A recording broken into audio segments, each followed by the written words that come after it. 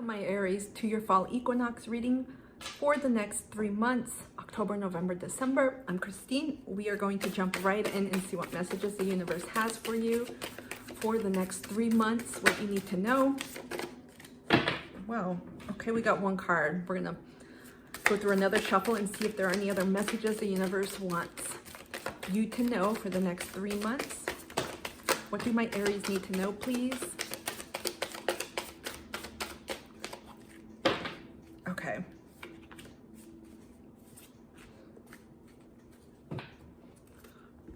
We got quite a few. Hold on. These came first.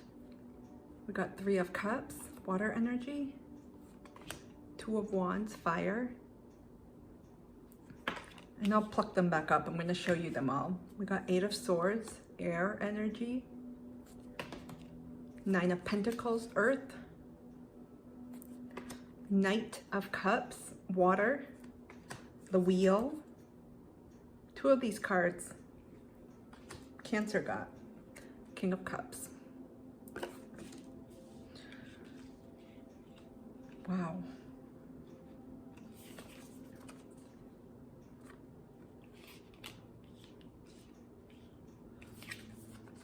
How do I hold these? I need more fingers. So we got the 3 of Cups, 2 of Wands, and 8 of Swords here.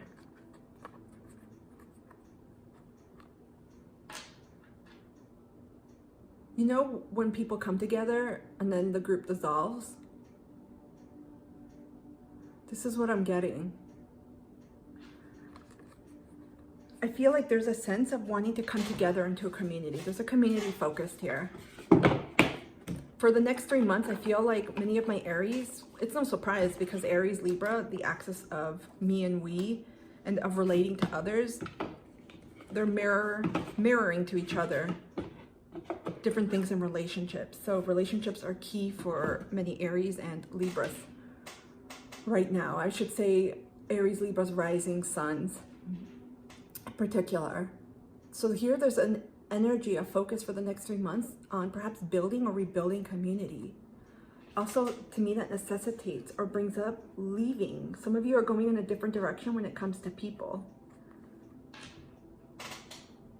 This speaks to your creative voice and expression as well, but also just being you, bringing your authentic you into a community, it could be your friend network, it could be your business community. Because of the 3 of Cups energy, I get these are close people. So friends, it could be family.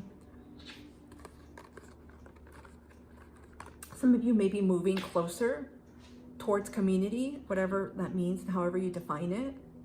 Some of you may be making a choice though to bridge away, to move away. So I'm getting both. I feel like some of you may have felt constrained by people in your life. And in the next 3 months,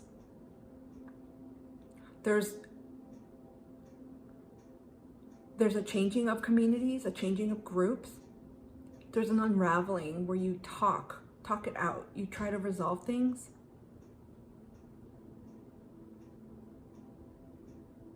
And of coming together, of deepening the relationships. And there's also an energy of release, of complete, I'm leaving, I'm walking away. Because to me, these 2 cards signify a breakage, a release. Kind of like the South Node and Mars conjunction that is going on at the time of this reading. It'll intensify later on this week.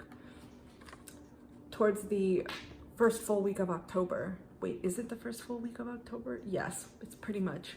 We're October 5th at the time of this filming.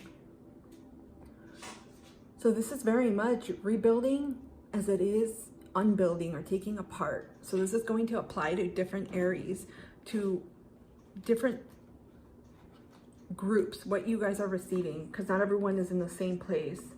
Some of you are coming together and really focused on building community or being more intentional about it. Others are building apart, but I feel like this could also simultaneously happen because when you build a community, you have to take one down or at least assess it and be like, what's not working? Who am I no longer going to associate with? Do I need to distance myself from some people?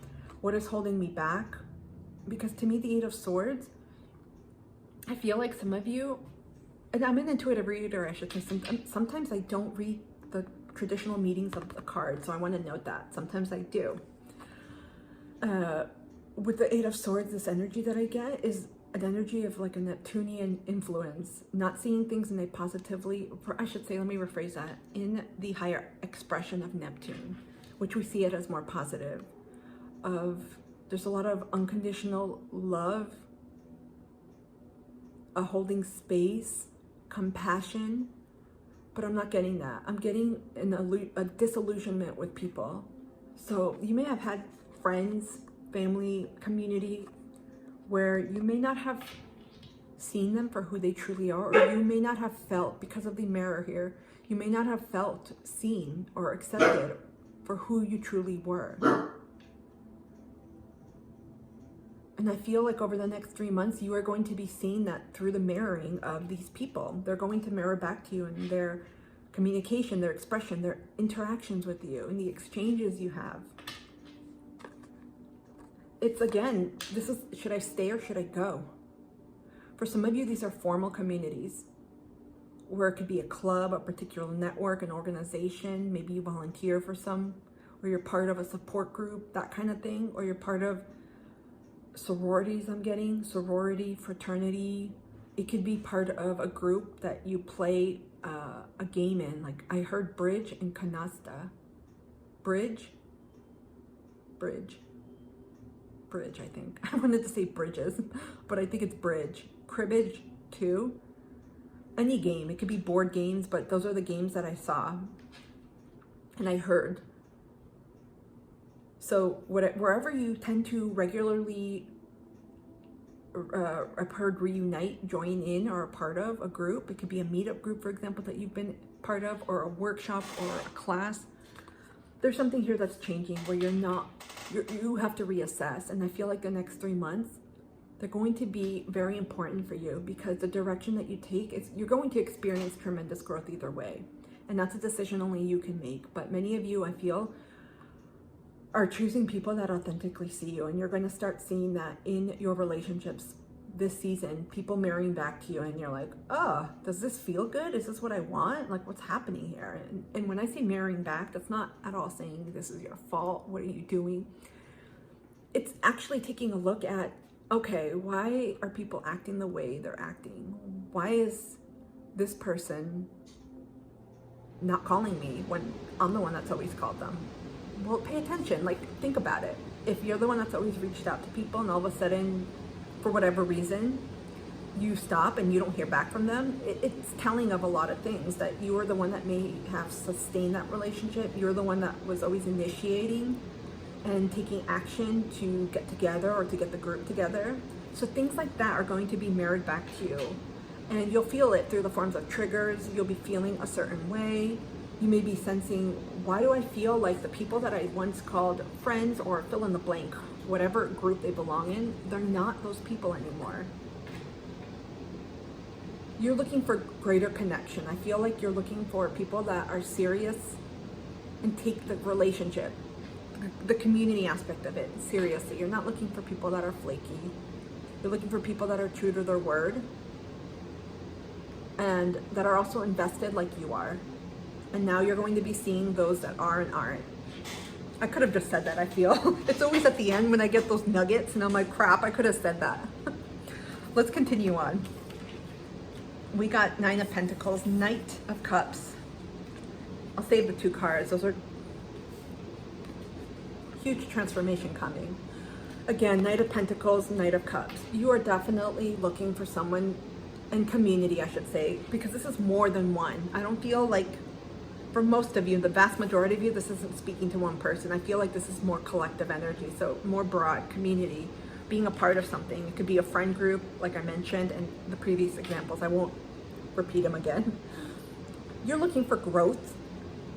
I feel like serious growth. This isn't superficial growth, like, oh, let's go shopping and get our nails done. Not that it's superficial, because I know for many it's self-care, but you're looking for something with more depth, more growth, longevity, as indicated by the Nine of Pentacles. You're wanting to grow together and evolve. You don't just want friends for a month.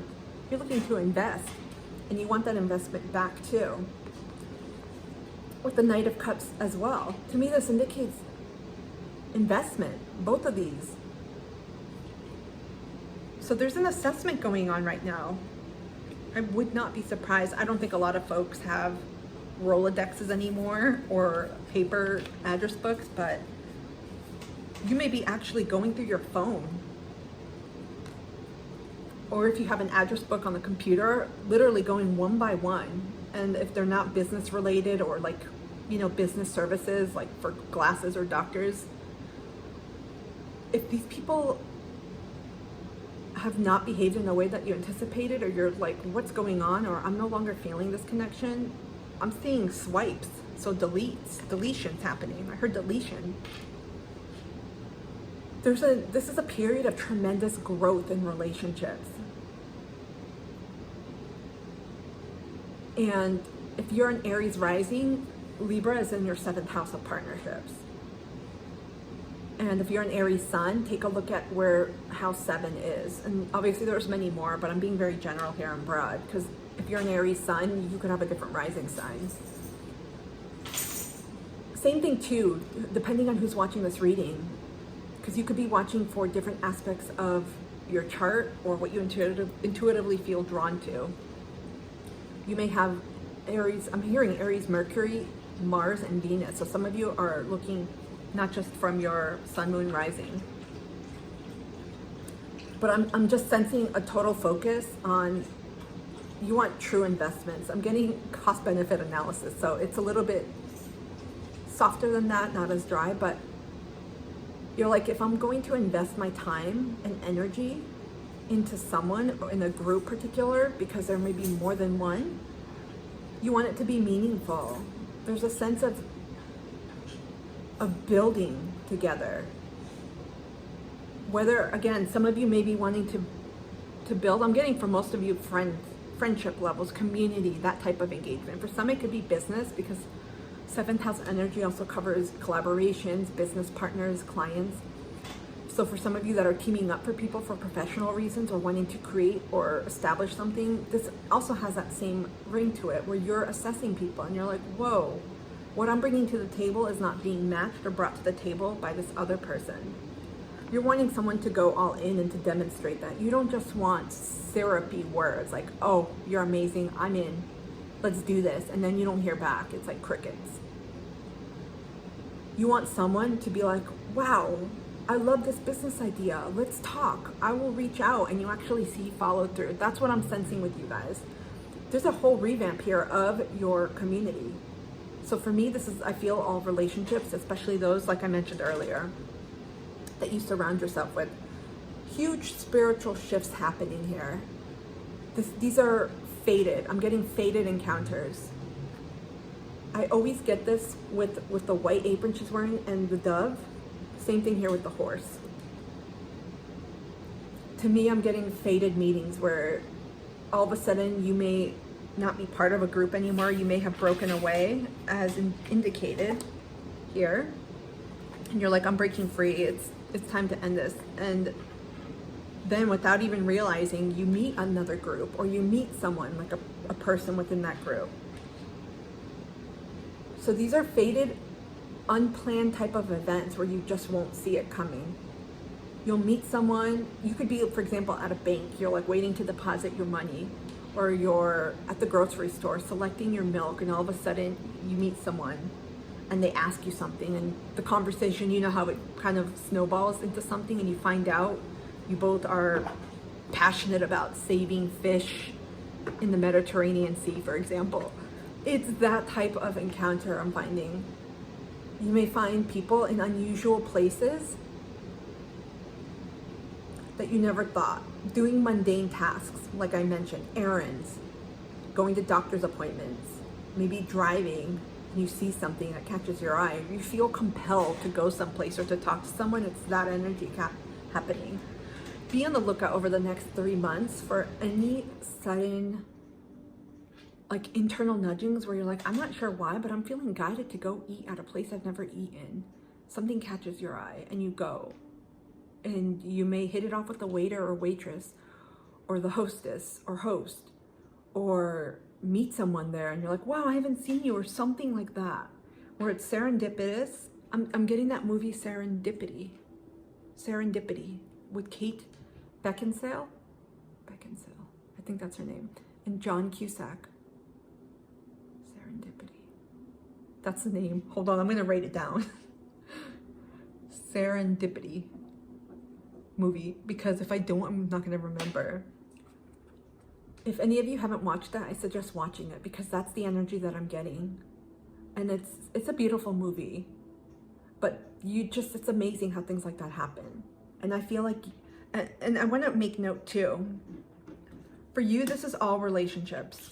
As soon as I saw the 7th house energy, it's going to be all relationships.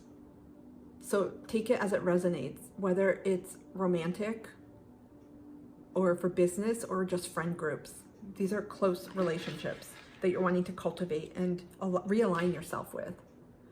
Many of you are looking for people you can grow. There's a spiritual aspect here. So for folks tapping into this, spirituality may be very important to you, and you're looking for someone that has their own spiritual belief, that honors their own practices and belief systems, but that is also open and willing to grow with someone else on this journey. There's also a spiritual unveiling or awakening element here, where again, I'm getting fated partners. You're going to be meeting people in this cycle. It's a fresh new cycle where you're going to be meeting people that you just feel very connected to and like you've known them before. We got the Wheel and the King of Cups. Again, no, Cancer didn't have this. They had the World card. The stance is different. I almost was thinking, huh. So with the Wheel, this is new lessons. One chapter ending, one is beginning. And with the King of Cups, I feel like this is very much focused on your intuition, but excuse me, well, I guess intuition, I meant to say on your friendships, on your relationships and community. But I also feel like you guys are being guided now by your intuition. There's a more intentional approach with how you engage with people and how you lend your energy. Some of you may have been thinking recently, oh, why am I thinking so much about relationships? There's a preponderance of that energy happening right now. And you may be seeing things exemplified in your reality, where things are popping off in your reality, where you're like, why is this relationship acting weird? Why is this person, all this stuff? And it's coming to light. It's bringing to light, I should say, to you. Different habits, elements, and perhaps wounds within yourself to examine, to heal, but also where the sustainability of that relationship is at and where it's going. What's the health of this relationship? How does it feel for you? Because here I'm getting the tides are turning. For some of you that have been dealing with relationships that you're like, what the hell was I thinking? Platonic or romantic, you're like, what the hell was I thinking? You may have signed up for a community and you're like, this wasn't what I imagined, right? Again, with the 8 of Swords, I get disillusionment. I get complete disillusionment. Some of your relationships may have evolved downward, and throughout the season, you're going to be seeing that reflecting back at you, and it's up to you, because 2 of Wands is really a deciding point. Do I move on or do I stay? Like I mentioned earlier. And that's where your soul has the opportunity. We all have free will, where you can be like, okay, I'm going to repeat some cycles, or I'm ready to dive into something new. I'm ready to dive into something more meaningful. There's a level of depth here where now you're being guided by your heart and what feels good, which can be very different for Aries archetypes. And you guys, I'm using this very broadly because it's not like everyone is Aries completely in every aspect. But I'm saying this broadly. Before, you may have connected with someone because you had fun, but there wasn't anything else. And I'm sensing here, you want something more from your relationships. There's a level of trust, of growth. You want to establish a foundation with people. You want that development. There's a deeper, intimate level of growing. And so with the communities that you're involved in, you don't just want to show up and go in and out. You want to get to know people. You want people to get to know you. You want to exchange, you know, stories about yourself, life stories, learning. And I'm not getting it, especially, I'm not getting love bombing energy. That's not what you're going for. It's not like, okay, 1, 2, 3, you're my BFF. This is very steady, slow growth. So there's an element here of trust. Some of you may have been burnt by relationships. Some of you, and again, all types. And there's an element of really listening to yourself. Red flags, I feel like many of you are aware of. Paying attention to how your body feels around people is another key factor.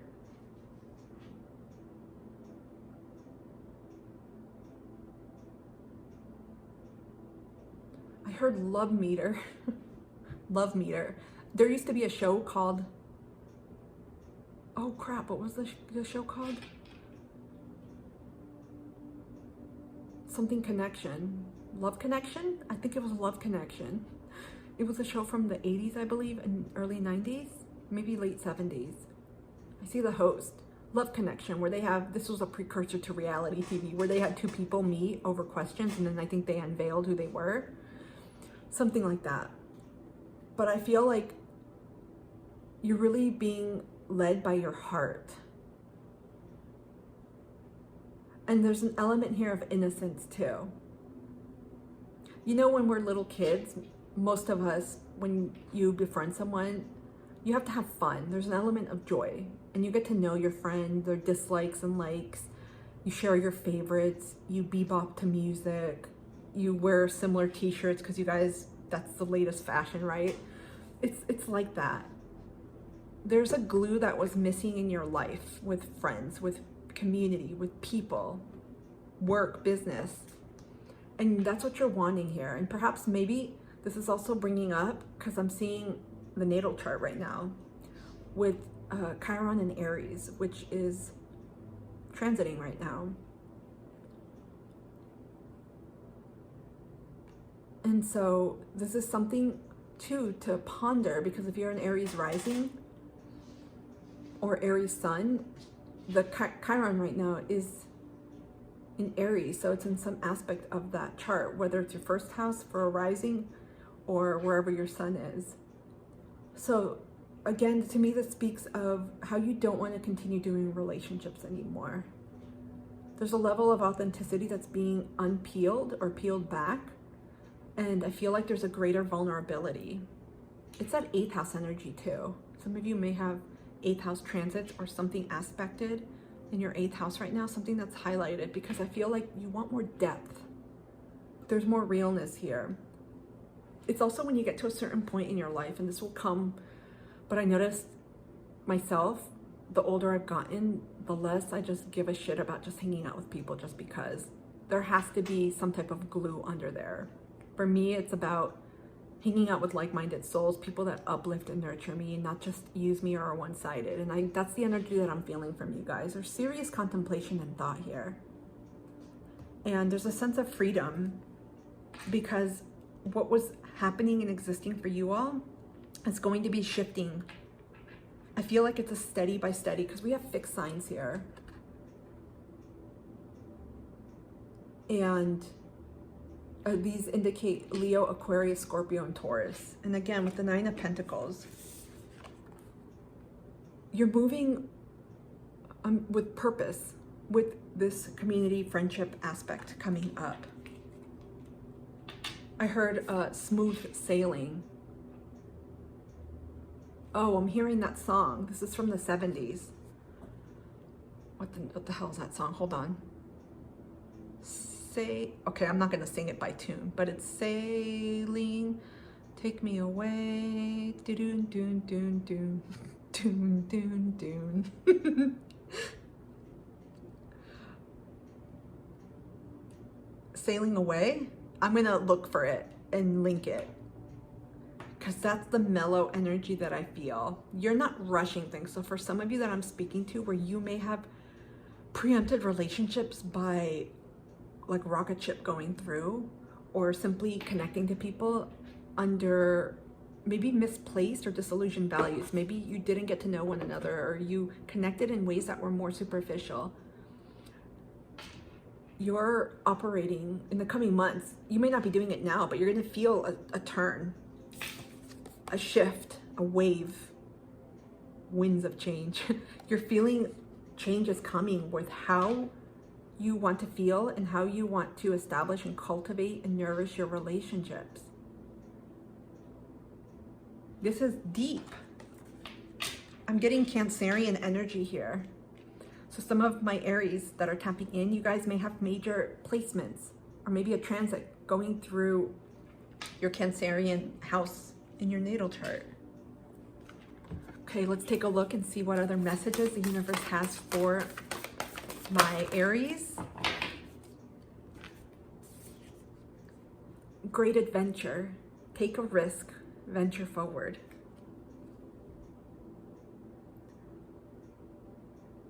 The second reading I did for Cancer had this energy all over it. So you may benefit if any of you have major placements in Cancer, because I accidentally did a second reading for Cancer. So maybe a Cancer had to see it. So if that's prominent or speaks to you, I suggest looking at it.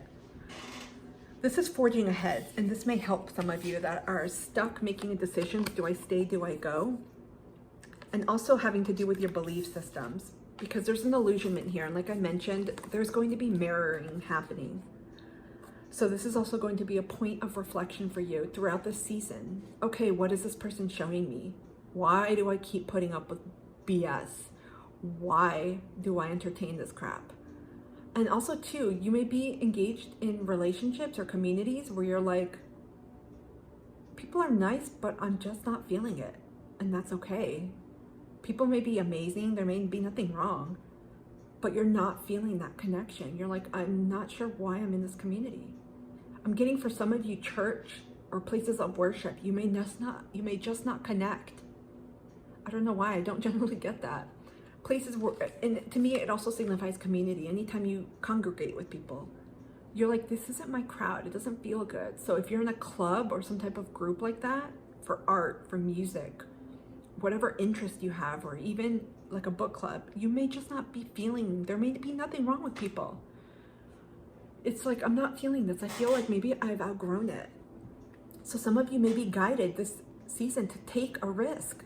That could mean closing the door on something where you're like, you know what, guys, I gotta exit. This happened to me in an astrologer group I was in. It wasn't working for me anymore. There was nothing wrong with the folks. It just wasn't working for me, and it didn't align to where I wanted to go with my studies and journey, I should say. I said journeys.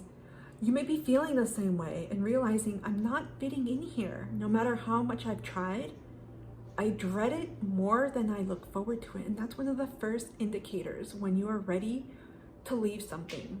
It could be a group. Since we're talking about relationships here, it's obviously going to be some type of friend group or community or some type of, again, like organization, group, environment. Because you've either outgrown it, you've reached the limit that you are able to go in that container, or your values have changed. You no longer align to it. So there's a need here. If you're getting prompts, inklings, nudges, signs, psychic downloads, and you just keep seeing things over and over. Maybe you've been part of a bowling league, for example, and you're like, oh, I'm tired of this. And all of a sudden you're seeing Toastmasters everywhere. You're seeing pictures of toasts. You're getting keywords, because this shit, you gotta be open to it. It comes, I always ask my guides, make it easy for me. If you want me to buy a dinosaur, show me a dinosaur. If I'm supposed to buy milk, show me a cow. You know, I'm saying this in a very humorous way, but that's the energy that I tell my guides. So you may be seeing things that are repeating for you. So think about what's coming up for you, where you're being guided and how you're feeling, and be open. Because as soon as you feel something that gets you excited, you're like, oh, I've always wanted to join a Super Mario Brothers club, or I've really wanted to join that creative writing club that I saw in Meetup. Take the risk and put yourself out there and do it. It says, take a risk, venture forward. This is giving you, I'm not going to say it's giving you permission, because to me that sounds shady and stupid, like shitty. I don't like that. I don't feel like the only person you need permission from is yourself. And these, I want to say, I probably should have said that in the beginning, but these readings and tarot are meant to empower you and uplift you. And they also can help you confirm things that you're experiencing, but never give your power away or say, oh, well, this is coming, I can't do this, or I can't do anything about it. You have free will, and you have the ability to change your life at any point. And so this is a reminder for some of you, it's time to take a risk and move forward. That could simply mean exiting a group again, or joining something new that you're getting, you know, in terms of signs. Okay, let's pull from the awakened soul. What other messages does the universe have? They're flying out here. We got song. Look at this. I see a cardinal. There's something connected with you and Cancer. We see a cardinal here. We see song. This looks like a sound bath type of energy. So for me, song, different things. You're wanting to sing. I heard you're wanting to sing with others. Music. Creation. Some of you are wanting to create with others. It could be music, it could be songs. Some of you may be called to do alternative healing, song bathing, song baths, instruments. There's a point of connection here, though. It's also important to honor the song of your voice. That inner, it's like that inner light, that inner knowing that you're feeling prompted to go towards.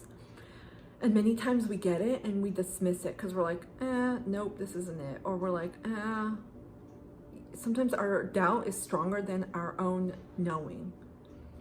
So pay attention to what you're hearing, what you're seeing. Some of you may be connecting to cardinals or birds. Some of you are connecting to deceased loved ones, because cardinals, many ancient cultures and traditions, are represented as a link to the spiritual and the earthly world.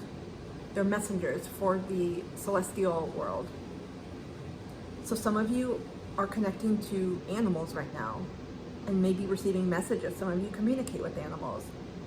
But I feel like with the song, there's a frequency. I heard asset and attribute here. Okay, so be careful. So right now I'm getting a message about energies. So some of the folks that you're around, they may be dragging your ass down. In other words, your energy.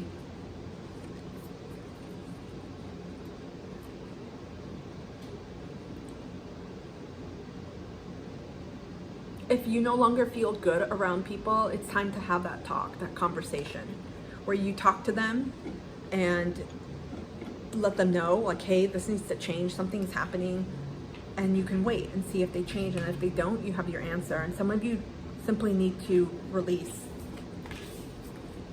You're gonna know for your situation what's right for you, and you all intuitively know it.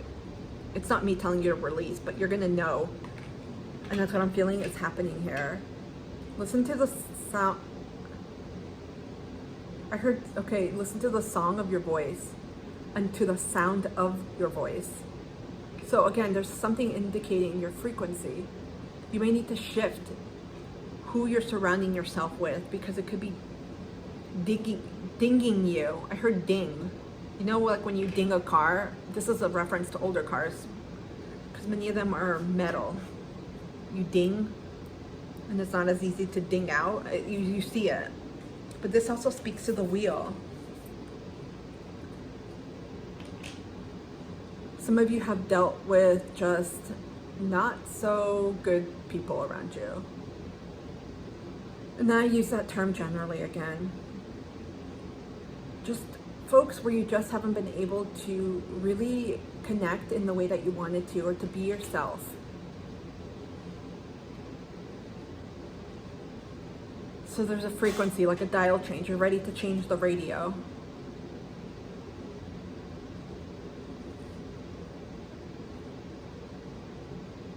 As soon as you release some of this, we got King of Cups here.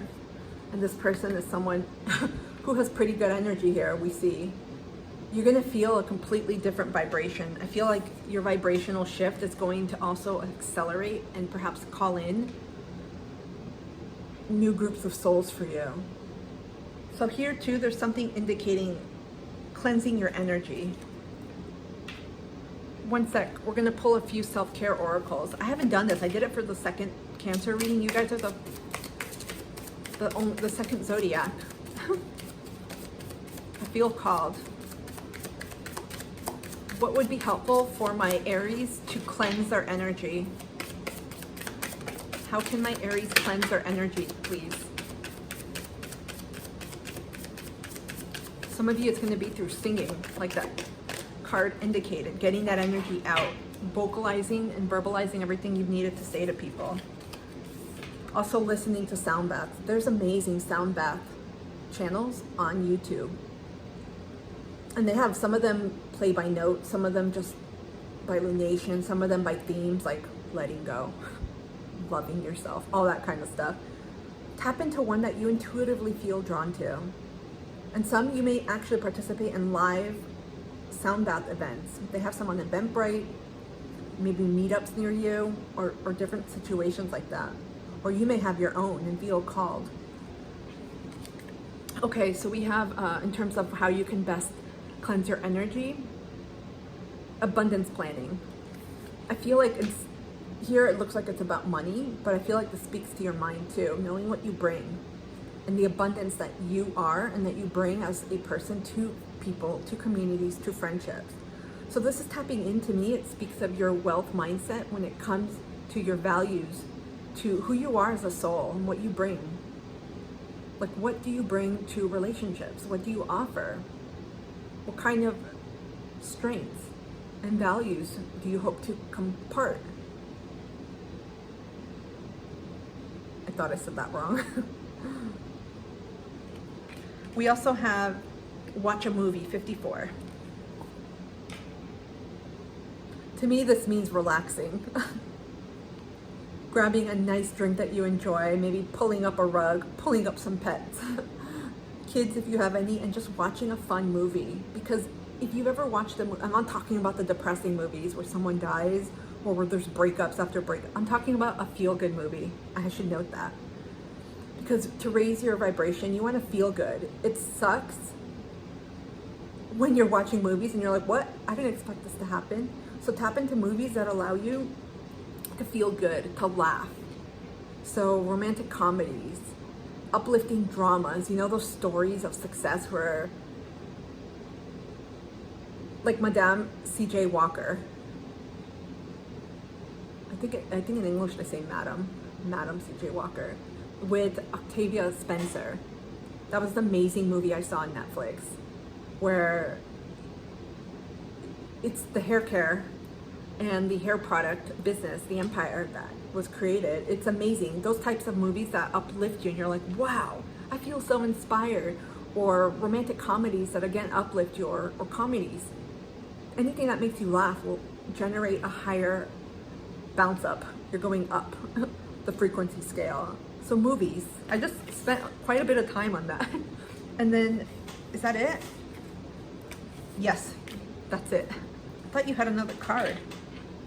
Nope. Let's continue on and see what other messages the universe has for you for the next 3 months. What do my Aries need to know? Okay. We got 2. Excuse me. Apple of my eye. Not all that's alluring may be what it seems. See beyond the illusion. Oh. Didn't I say that in the beginning? I feel like I have proof from the universe here. Look at this. I got that. Apple of my eye.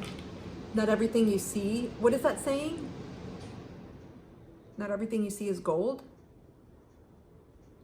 I forgot that saying, but not everything you see is what it appears to be. So be careful, since this your relationships, excuse me, your reading is focused on relationships and community, so people in general. So really pay attention on how people are, who they are right now in this moment. Not in your head, the daydreamy version, not how you wish them to be, not how you want them to be, or even what your values are. you can actually see if there's a discrepancy there. Like, I want someone who really uplifts and encourages me, and then you start comparing them to your friends and you're like, whoa. No, some of my friends don't do that. Some of them just complain or take or whatever. It's that. It's really seeing the truth of how things are. And I mentioned that earlier about disillusionment here. I feel like many of you over the next few months, if you haven't already, I feel like for many of you, you've had this, especially since we had the Venus retrograde in Leo, and Venus in Leo for such an extended period of time. I'll just say it was just a revamp for so many folks.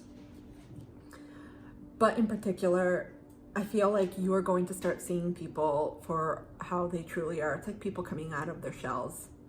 I'm not talking about introverts or people that may be shy. People are showing you who they are. And so this is a time to cut through the illusions.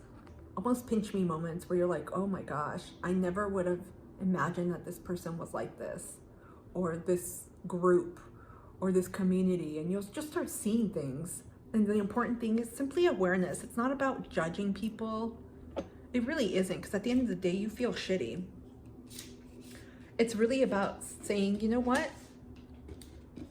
This is not someone I really vibe with, and someone I don't really wish to grow with, because we don't really have similar values, or we're not going in the same place or direction. And you simply can express gratitude for having had that realization, because there's always something to be thankful for. And everyone has different beliefs around that, but that's my belief. And in the moment, I'm not saying you have to be thankful of something, especially if you experience something dreadful. No.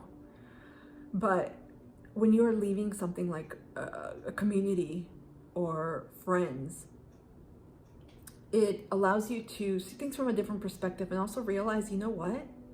I've grown. I've really, really grown a lot. What I used to let or allow to slide, I no longer do that.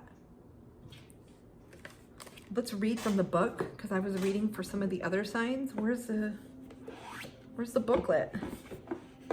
Oh, it's hiding here. Okay, let's read number 2.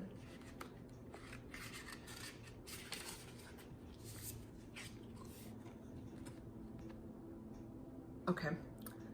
Keywords: mindfulness, being careful, being present and aware. Your higher self chose this card because there is often an expectation that transformation will happen with a big bang. One day you'll wake up and be completely different from how you were yesterday, or some dramatic event will happen that causes your whole life to renew itself. Transformation is usually sparked by a dramatic life change, but a spark only represents potential. You still have to take that spark and nourish it before it becomes a raging fire that burns through your life. Mindfulness is the best way to begin forming habits that lead to dramatic results. For example, you may need to find more awareness about poor eating or money habits. Remember the abundance planning card? Maybe for some of you, this is really about money. You may need to be more present in your career if you're looking to advance. Perhaps you need to be more mindful about the ways you've given away your power. Maybe you allow others to speak to you negatively, or you find yourself giving a lot more than you get in return. This reminds me a little of Cancer's reading, the second one. Once you're mindful of where you need change, you won't be able to unlearn this information.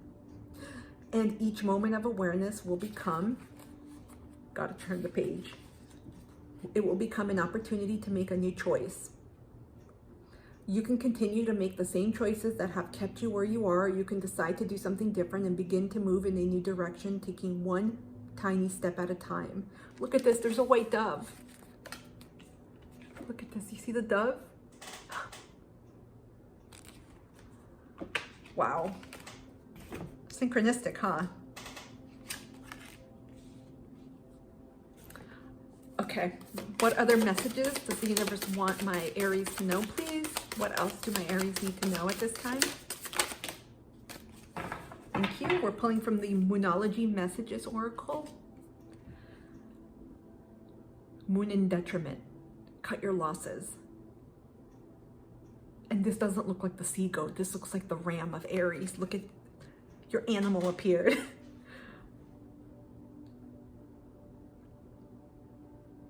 And And the moon is not very comfy in Aries, I should say. Wow. Cut your losses. I don't know if we really need to elaborate on this, but I feel like this also speaks to, for any of you where you are not feeling good, or it's not bringing you the value that you want, or it's not supportive of where you want to go, you may need to let go, to release. Get out of this bondage or this illusion, because things, again, won't change unless you do. So some of you in some of these communities that you're in, this may be a deciding factor. Perhaps you've been a part of it for a long time, or you've known someone or some people for a long time, and that's what's keeping you in, but that's not enough. I've heard people say, oh, I've known this person for 30 years. I'm not throwing the relationship away. I'm going to tell you, if that person becomes toxic, mean, or you simply don't have anything in common, what are you holding on to? Because it's more than likely the memory, something in the past that you're holding on to. And the truth of the matter is, relationships evolve. That's why it takes a lot of awareness and commitment, especially, I'll say, if you're in a romantic partnership, because those containers have to grow. Otherwise, you guys are going to grow apart. But with friendships too, we grow with friends. But sometimes people, excuse me, it could be people, but sometimes we go in different directions of our lives. And not everyone, when it says cut your losses, it doesn't mean it has to be something negative. You could simply be holding on to someone simply because you knew them for a long time. They may be amazing, but maybe you know it, you can feel it. Or the same thing with the group you're a part of. You're kind of done learning everything you need to, and you're not feeling it anymore. Before you can move on, you gotta let go.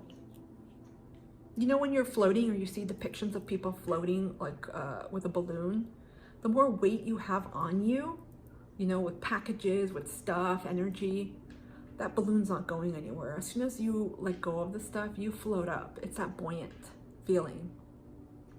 And we just had the full moon in Aries too, very recently. So for many of you, again, depending on if you're an Aries rising, and also what kind of Aries, like where in your chart, this could have really highlighted for you. Hence the full moon lunation really highlighted for you, whoa, I need to actually assess all of my relationships right now and the groups that I'm a part in, because even though a lot of group activity can be relegated to the 11th house, I feel like many of the people that you're close to, the relationships, are part of this group. So for a lot of you, this is connected to groups too, where you find many of these relationships. Okay, we're gonna grab an oracle from the Hero's Journey Oracle. I keep saying, I'm forgetting my R's. I'm like, fum. Okay, we got 52. This is a bird. A splendid torch, blaze brightly.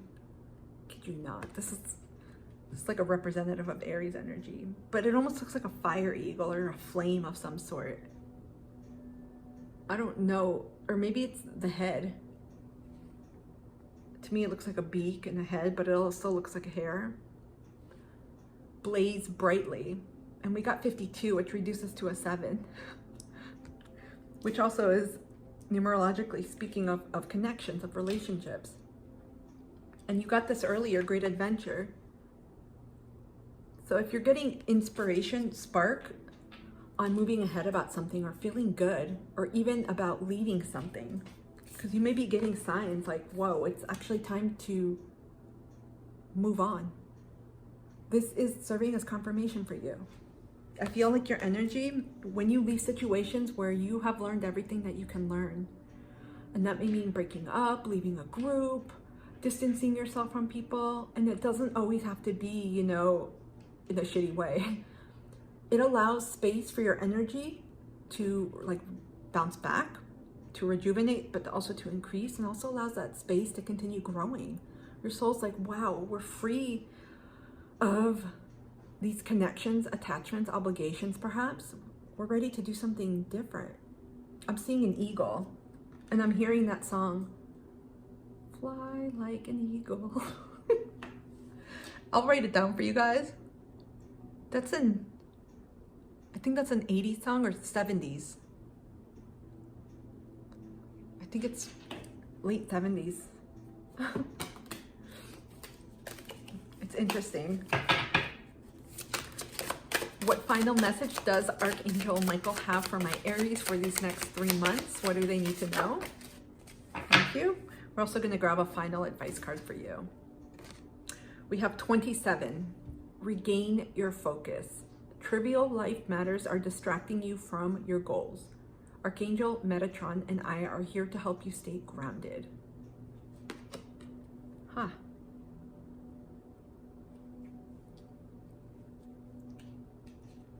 Some of you may benefit from grounding practices, mindfulness, as mentioned by the Apple of My Eye Oracle. Also meditation, tuning into yourself. Sometimes too, this is a reminder, if there's anyone around you, communities, groups, people, energies in the form of people, relationships, that are destabilizing you or causing just way more shit and harm than necessary. It's just you're expending way too much time on it. That's also something to consider here, especially since we got cut your losses, blaze brightly and take a risk. Some of you may be receiving repeated confirmation that it's time to let something or someone go and to refocus on yourself. Because again, when our energy is scattered and we perhaps subconsciously or unconsciously redistribute that energy towards others, it takes away from our own inner light, our own inner power. And we may be focusing more on drama, on shit, on a relationship that we may not be even getting anything back in the form of value, in the form of true, genuine connection, etc. So take a look if you've been especially feeling, or maybe this is something that's coming up, where you're feeling a little bit like, I feel a little bit off kilter, off track. Can we get a final advice card, please, for my Aries? Thanks. Oh, we got two. We got Two of Wands and we got the World card in reversed. There's reflection here and thought and consideration that's needed. But I feel like it's not just thinking with your head. It's also about thinking with your heart and also intuitively tapping into what you're feeling. Because some of you may be going back and forth repeatedly. It's like that in Little Mermaid, the movie, when she's on the boat. Who was the prince? What's the prince's name? Charles? Eric? I'm getting Eric. I don't know if that's right. But one time she's looking, she has a flower and she's like, he loves me not, he loves me. And she goes back and forth. That's what I'm feeling right now. Some of you may be going back and forth and maybe feeling completely uncertain. And I feel like that cluttered energy has to do with not being grounded as well. You may be feeling and taking on the energy of others, but also not allowing yourself the space to just breathe. And so taking time out, this could also, like I mentioned earlier, I won't go into it, about raising your frequency, but also song, music may be beneficial where you can just zone out and allow yourself to relax. And you can set the intention before the session. You know, I intend to gain clarity on a decision on XYZ and see what happens after the session. You can ask the question and you will feel it in your body. But I feel a little bit here, again, it's like you're feeling like your soul wants to move forward, but practically wise or in a practical manner, it's not happening. And so this may be something that, this is something to bring to your attention throughout the season. Be careful of, which is really weird because again, everyone's, in Aries is not going to have all Aries aspects in their natal chart. So some of you may have other things that you have to contend with, like, what is it that I'm afraid of in this decision or with this decision? What am I afraid of losing or gaining or finding out? Because I feel like there's, the uncertainty is rooted in fear and anxiety here. Because your soul is ready. The page is about to turn here. The waves, I heard the winds of change, but also the tides are turning for you for the better. But it can't turn until you're ready to let go. And so this requires some reflection. And so that's your advice from the universe, is really think about, perhaps journal or talk it through with someone that you trust. And obviously, hopefully someone that's not part of this letting go process, that you can explain and talk and expound on your feelings, and also explore deeper, like what's going on below the surface. Because I feel like there's something about maintaining the status quo. So some of these connections, environments, communities, group things could be related to your professional arena, and you're like, if I leave this is what I'm afraid may happen, or it's going to look bad, but it's important to connect to your values, how you feel, and what you truly desire out of all of these connections, because more than likely our values are similar across the board for relationships. So pay attention to that. My Aries, I hope this reading has helped. Comment down below. I'd love to hear your thoughts. Otherwise, I'm wishing you a beautiful next 3 months, and I will see you soon. Hi, my Cancers. This is me again. Apparently, I recorded 2 readings for you. Instead of starting with the fire signs, they were the last group, I recorded a second reading for you guys. So for whatever reason, you all needed to see 2 readings. And so I just wanted to let you know that if you get confused, there are 2 separate Cancer readings. Hi, my Cancers. Welcome to your fall equinox next 3 months reading for October, November, and December. We are going to jump right in to see what messages the universe has for you for this upcoming season. Again, if you are not in the fall season, wherever you're at, or in the Northern Hemisphere, take it as it resonates with you. So it'll be spring. Okay. Let's see what messages the universe has. Ooh. They're flipping out. Has for my Cancers, please, for the next 3 months. I have to keep looking down to make sure I'm on Cancer. Okay, thank you. We have 6 of Cups. First card, 7 of Swords. This is water energy, air. And then we have Page of Swords, more air. I'm getting that song because I heard Remembrance of the Past. There's a song that I'm channeling with Barbara Streisand. I wanted to say Memories, but that's not the song. Something about remembrance, and it's related to a movie with Barbara Streisand. So that may resonate, and there may be something in there for you. I will link it down below in the description box and also in the comment area. This is energy around relationships. In the next 3 months, I feel like you guys are cutting weeds, cutting ties. And it's really ironic. You can't see it, but right across from me in this little table, I have green onions that I'm growing. And I immediately look to them. Some of you are trimming. Almost like when you trim fat from a chicken, I heard that. Or from a steak. You're trimming away from your life anything that doesn't feel good anymore, especially where you have emotionally overgiven of yourself, where you have basically provided a very nurturing, supportive, perhaps caretaker role. I feel like your emotions are drained here, and this could have to do with folks that have been in your life for a long ass time. These are, I'm getting long-standing relationships.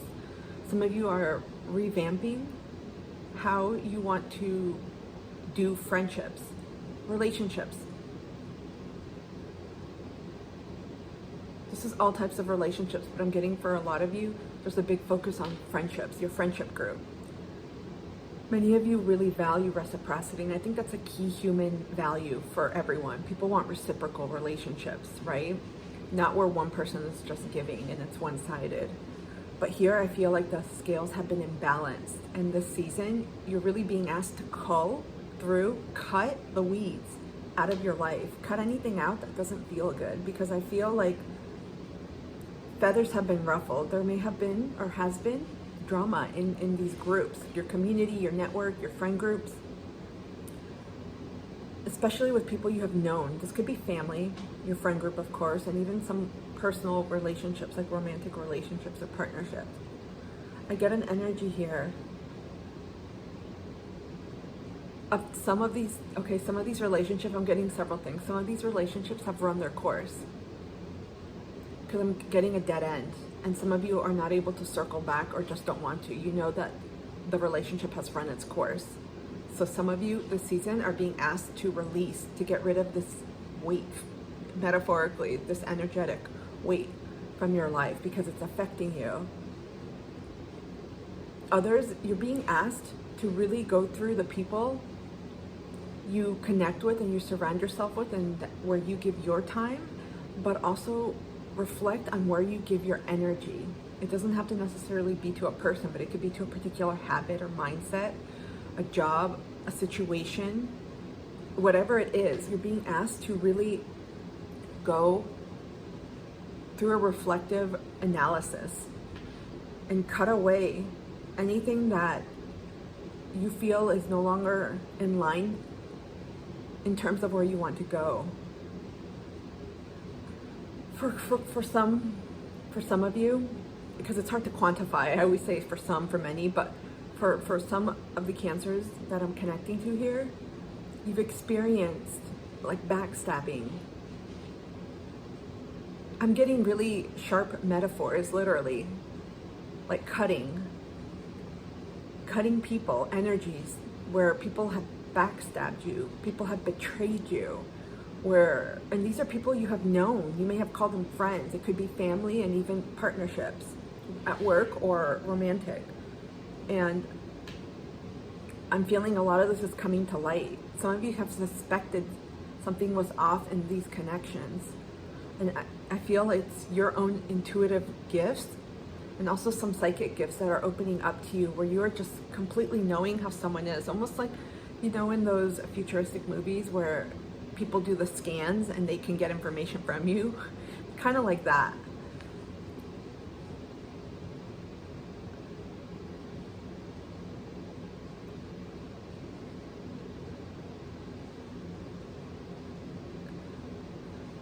There's a need to collect all of this.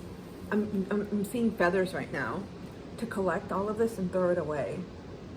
So there's some folks around you where you give your energy and where you're engaged. It's like an energy leakage and it's affecting you, and you're being asked to pay attention to what you're feeling around people. I'm especially getting it here. For some of you, this concerns relationships you've had for a long time, from childhood, people that you feel like you know. You may call them soul connections, soulmates. And what you are actually denoting instead of that soul connection is something more toxic, where there's an imbalance that's coming up to be expressed, more importantly, to be acknowledged. And so there's a huge focus in the next 3 months for your relationships and for your energy, for you to assess your energy quotient, to see where your energy is leaking and who you're giving it to, because some of you are giving it to the wrong folks, to the wrong things. And some of you may not even suspect things happening behind your back. But I sense many of you know, on an intuitive level, you guys are ruled by the moon. And we see the light shining here from the moon. And at the time of this filming, we just had the full moon in Aries, which is especially strong, and it almost magnified with the light on things that we are being forced to see. So some of you are being put in situations, and also situations are popping up where you are actually seeing people for their true colors, for how they really are.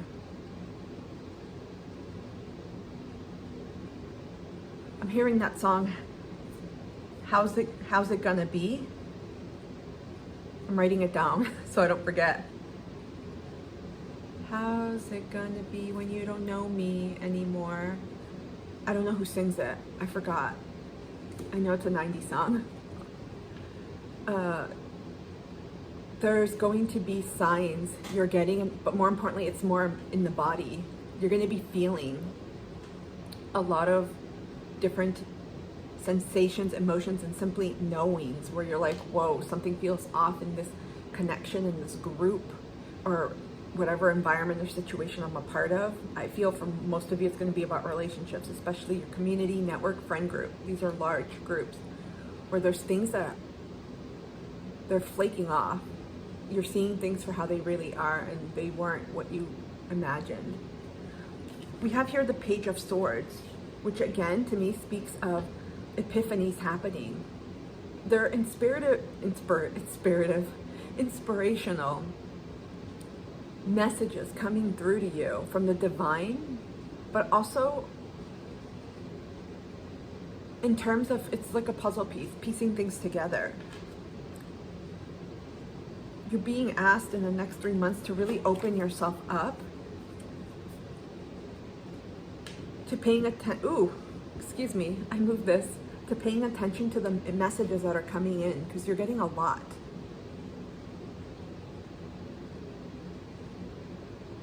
For some of you, you guys are an open book, literally. You see the book that's opened? Some of you are an open book. As a result, you may wear your heart on your sleeve, and you give your all to relationships. And the problem is, some of these energies attach onto you, kind of like ticks, and they suck you dry. And some people have a facade around them that's extremely deceptive. This is someone I feel that's close to you. It could be, you could call them a BFF, you could call them, you know, within your close friend group. I feel like these are close people within you, where there's just a sense of falsity and illusion, almost Neptunian influence, where you're seeing, you may potentially have seen or been seeing someone in one way, and in reality, their colors are starting to come out. And now you're starting to break through these illusions. You're going to be getting a lot of messages. So be open, most importantly, and pay attention to the signs that you're getting about people, especially, like I said earlier, the sensations you're feeling in your body. It's important to trust that, because it's easy to doubt yourself and you brush it off and you're like, trust what you're feeling. If need be, take notes or documents of signs you're getting so you don't forget. And so you're going to keep getting stronger signs until you actually resolve what it is that the message is trying to tell you. I'm going to pull to see if there's any more messages that you need to know. Is there anything else my Cancers need to know, please, for the next 3 months? There's something on light here. Hold on. One card fell, but it didn't turn over yet. You see here how the light is beginning to shine, and here you're surrounded by light. As soon as you clear these, I wanted to say foxes, and I don't have anything against foxes, guys. I'm just getting it. So these are people that may have tricked you. In other words, there's deception here. As soon as you get rid of these energies, you're going to buoy up, like buoyancy, like the buoys in the ocean. You're going to bounce up. You see how light and airy this person looks, like bouncy. And with the Page of Swords, this is an initiation to, it's like a new energetic cycle. It's almost like taking a shower. Your energy is springing back. It's like you're springing back to life, essentially, after releasing these energies. So this is something throughout these months. Your journey will entail releasing people, releasing energies in particular. For some, this could be entire like communities or environments. For others, this is going to be one-on-one relationships with one or a few folks. But this is definitely about people for you guys. Some of you have known these. Some of these may have been family, friends. Okay, we got 2 cards that fell. We have Ace of Cups, 7 of Wands. Water energy and fire. Look at this. Again, after releasing this and letting go, because you can't, once you acknowledge what's happening, that's when you can do something about it, right? It's not until it's in your full awareness can you make that decision. I think I'm holding them up wrong. This is first card, second card, third, so it should be the other way. A lot of this is coming up to your awareness, almost like bubbles. Some of you drink soda or fizzy drinks, those popular fizzy drinks. I don't know what they're called, but they have those cute little cans people have. When you pour it in, especially over ice or even just in a glass, you'll see fizz, and then the bubbles start to dissipate. That's exactly what's happening now. Things are coming up to the surface to dissipate. In other words, you're getting these signs, feelings, messages about things that you need to cut away from your life. Once you bring that into your awareness, then you can make that decision. Okay, now I know what's happening. Now I get to decide what to do, because you're going to feel a lightness. There's folks that have been feeding off of you. You see how they're connected here? There's people that have been feeding off of you. For any of you that are into paranormal stuff, ooh, what's it called? Not telekinesis. Sometimes when there's a lot of energetic energy, things can function. There's a lot of electrical malfunctions, and a lot of electrical objects start to work, like radios, TVs. If you've seen that, this is the energy I'm getting right now. There's people that are plugged into you. Obviously, we don't have like plugs physically, but these are plugs on an ethereal energetic level, where you may be feeling drained. You may be getting thoughts about certain folks that keep coming up in your mind, or people keep contacting you and you're feeling that heaviness, that imbalance. There's people that are connected to you, and once you make that decision to disconnect, wow, it's literally like a brand new world. Hold on, I'm getting another, you guys got a lot of songs. I'm getting Aladdin's A Whole New World. There's so much energy right now. Main theme with a lot of readings that I've done so far is getting rid of energies, getting rid of things, closing chapters, putting to death, metaphorically, things that you're done with, that you know you can't move on, that you know you're not growing in, that you're ready to move on from. Because that means, and that indicates, you've learned the lesson that you needed to. For many of you, this was about honoring yourself. This is one of the main, I was gonna say rootedness, but practices, or no, that's not the right word. This is one of the main reasons, perhaps, people learn lessons. It really comes down to self-love. When you honor yourself and you're like, wait, I'm not putting up with these energy vampires anymore. I'm setting boundaries. That's it. You elevate, like a video game, Nintendo game, you elevate to the next level. Look at this. Simply by dropping the dead weight, you're now, oh, sorry, this shouldn't be, this was upside down. Let me put them in the right order. Simply by releasing the dead weight and cutting away things, especially long existing ties that have been sucking you dry, you are calling in automatically new opportunities. You're making space too, but you're calling in. It's like you make space, and it's like your heart space is a magnet. It's like, okay guys, we're ready. Time for the opportunities, the blessings, the people to come in, and that's what's happening. But it's really hard when you, because I see it both ways. You may be holding on to an illusion of how you thought the relationship was, or that person, or how you wish it to be. I feel like I'm repeating myself because this has been a common theme with some of the other zodiac signs too. And I'll say that's one of the hardest things, when the illusion breaks, when the bubble breaks, when the glass shatters, and you finally see people for who they are. It can be one of the most soul-destroying, most disheartening experiences, because you grieve what could have been and what you imagined all up here than what really was.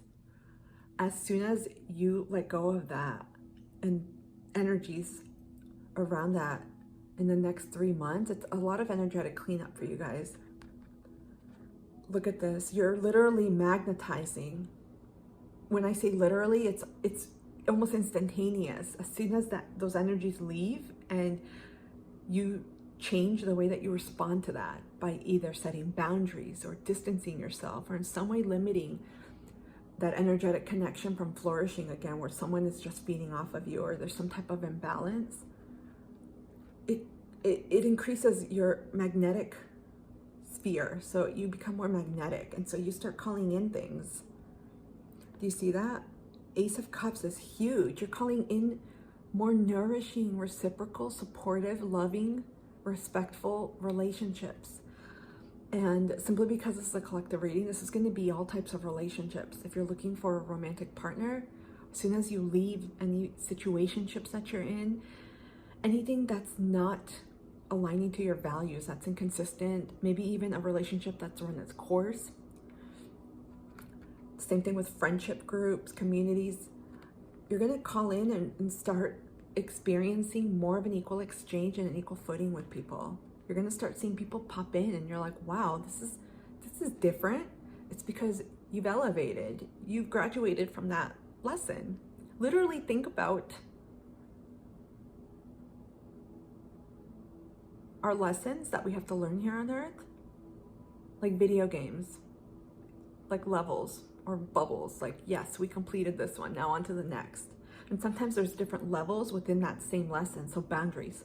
Obviously, most folks don't learn everything about boundaries from 0 to 100. It's done through a process, right? Especially if you didn't grow up learning how to assert your boundaries, how to practice them, how to not violate your own boundaries, etc. So you may be upgrading to another level. It's a higher level of consciousness here for you. Look what you're calling in. These are fiercely creative, very passionate energies that are coming towards you. And I feel like there's such a level of excitement, almost like a little kid energy, where you feel like this can't be real because you may not have experienced these types of relationships in the past. But the more that you level up, and I say this broadly, the more that you do your own work and that you start realizing, what is this person teaching me? What lessons am I learning? Then you start elevating in your own soul journey. And that's the point. Everyone is on their own journey. And you're going to call in, you're going to have a lot of people. These are heart connections, so soul connections on a very deep level, profound levels. They could be past lives, as indicated by the 6 of Cups, from people you've known in past lifetimes. You're going to meet people where you're going to feel at home with them, like you've just known them. See the coffee?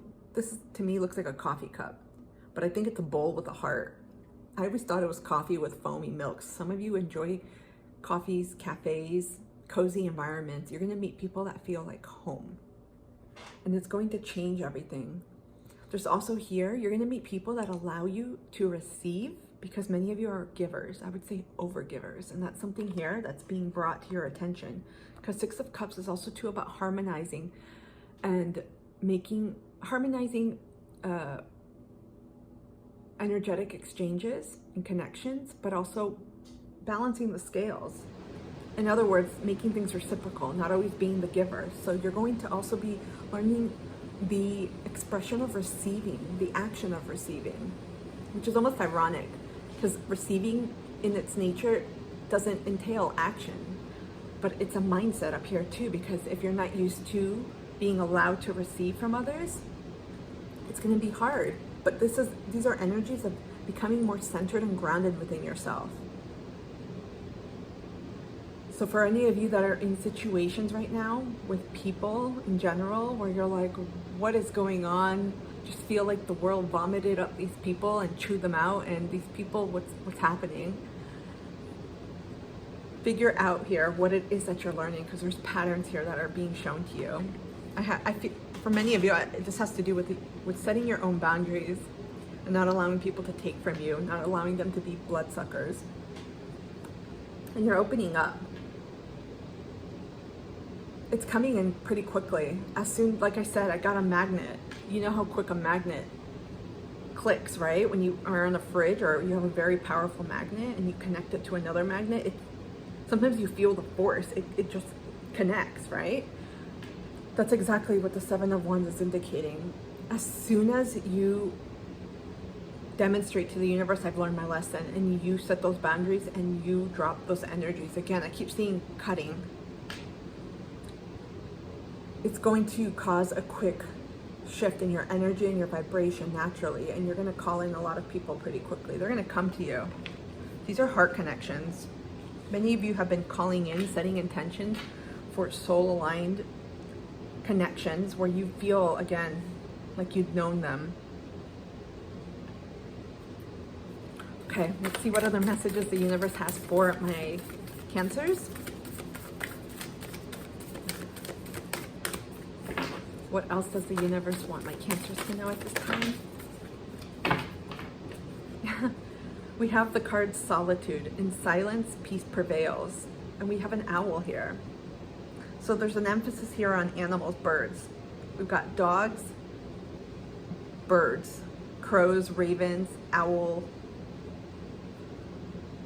So this may actually be indicative of retreating, of pulling back your energy from people and from anything that no longer resonates with you, that you no longer feel good with. You're like, nope, that's not okay. Nope, I don't know what's going on here, but it's not my responsibility. I can't change that person or situation. Withdrawing. This is also because of the messages that I feel many of you have been receiving, but also going to receive more. When you start releasing and cleaning up the energy around you, your intuition and your gifts, your psychic gifts, become sharper because you don't have that energetic cloudiness. You don't have that garbage. Think of what are those satellites out in outer space and how they collect, like what is it, garbage, what do they call it, pollution, space pollution, universe pollution. Things just attract around the orbit of the satellite. It's similar to that. When you start dropping that shit, you feel lighter, and that's a real thing. And during this time, I feel like many of you are going to withdraw and retreat into your bubble, into your space that makes you feel safe. It could be nature. Look at this. It could be nature. It could be a little spot in your home, a cushion. It could be in your own practices or rituals that you maintain. It could simply be a time where you start honoring your own soul essence of who you are. And that's going to happen through different routines, habits, rituals, and practices that you establish, you practice, and continuously engage in, day in and day out.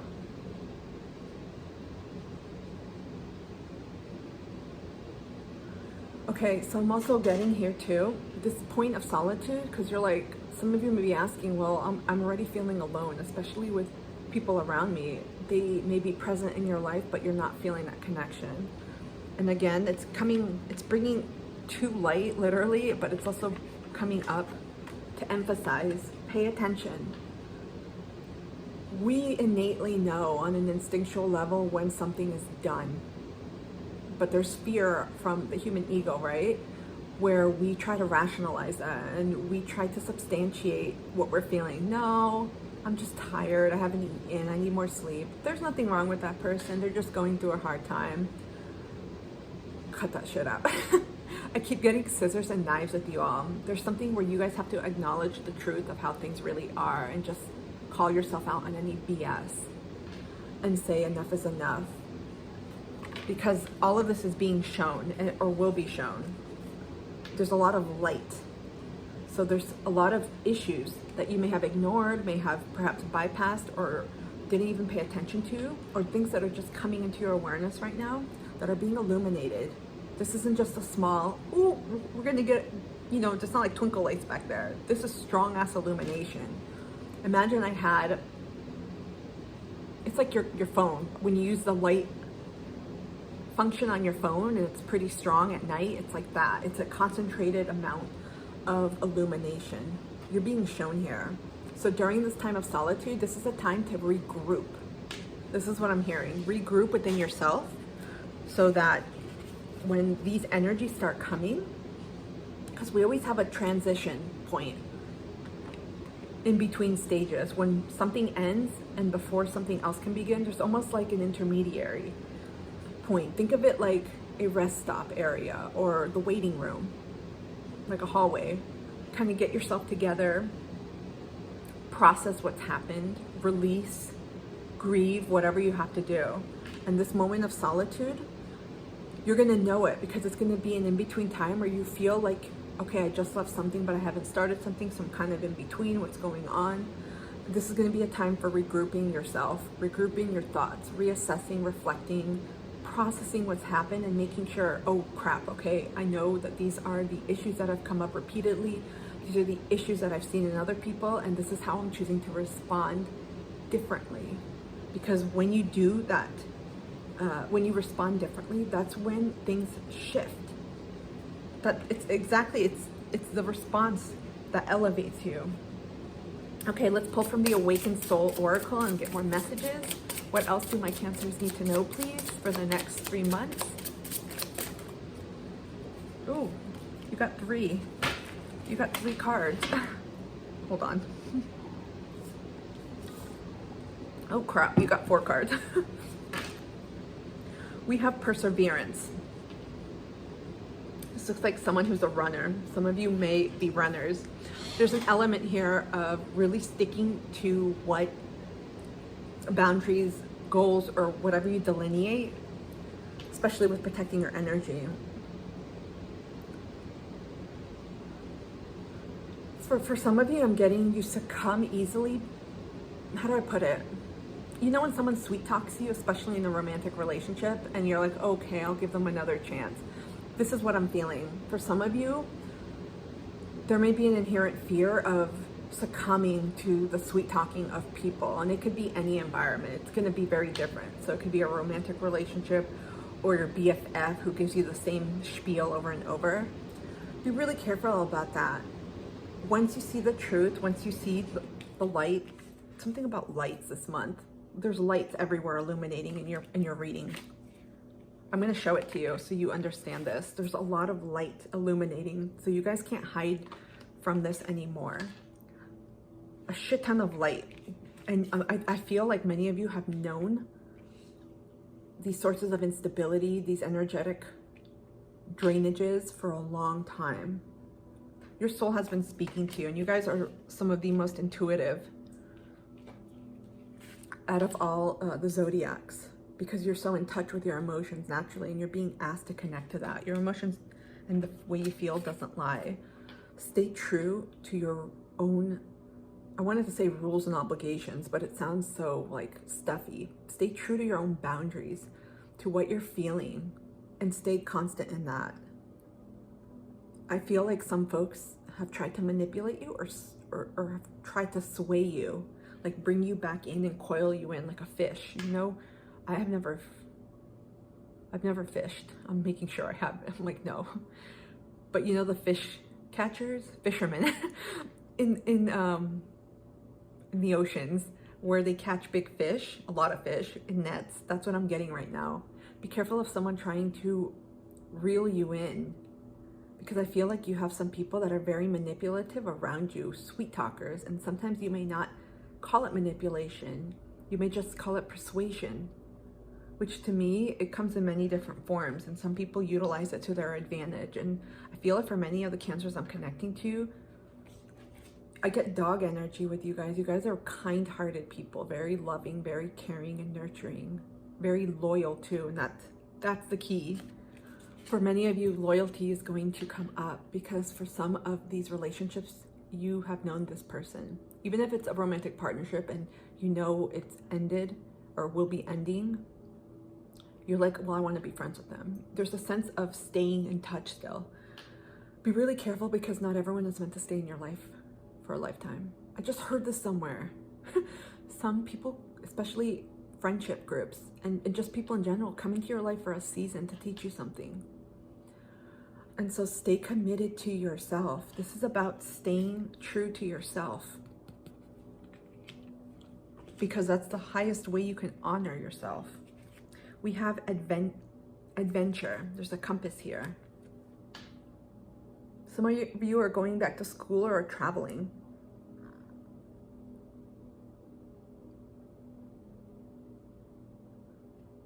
I heard course correction. This almost reminds me of the Chariot card. Actually, both of them.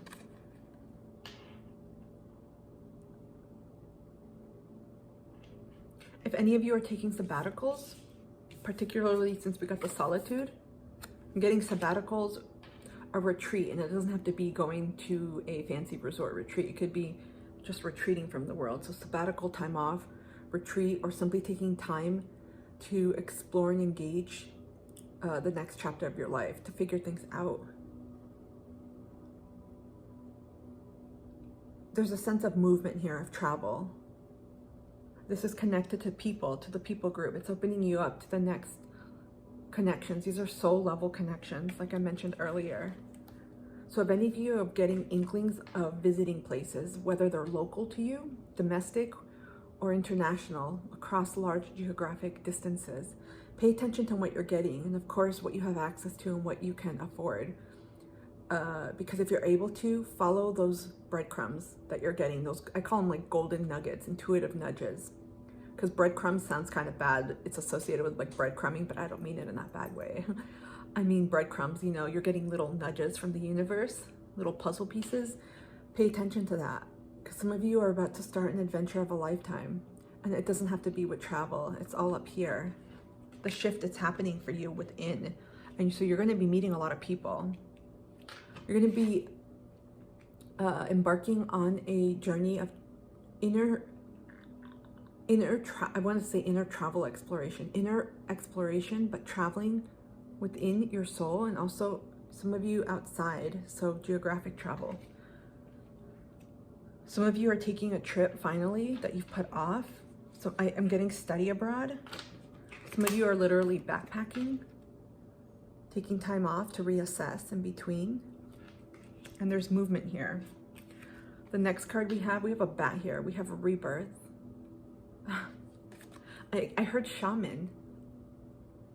Some of you may be pursuing or consulting alternative healing modalities or healers, where you're either learning or meeting with them or traveling to engage in those practices. Rebirth. There's a complete inner transformation that's happening here. I feel like when you pull your energy back and you take back that power from anything that has disabled you internally, because I feel like the balance, the equilibrium has been knocked off. It's going to transform you completely inside and out. It's like a wake-up call. It's the feeling you get when you wake up late and you're like, crap, my alarm didn't ring. It's that sudden epiphany, like very, very fast. You're gonna feel it and know something has happened. Finally, we have perspective.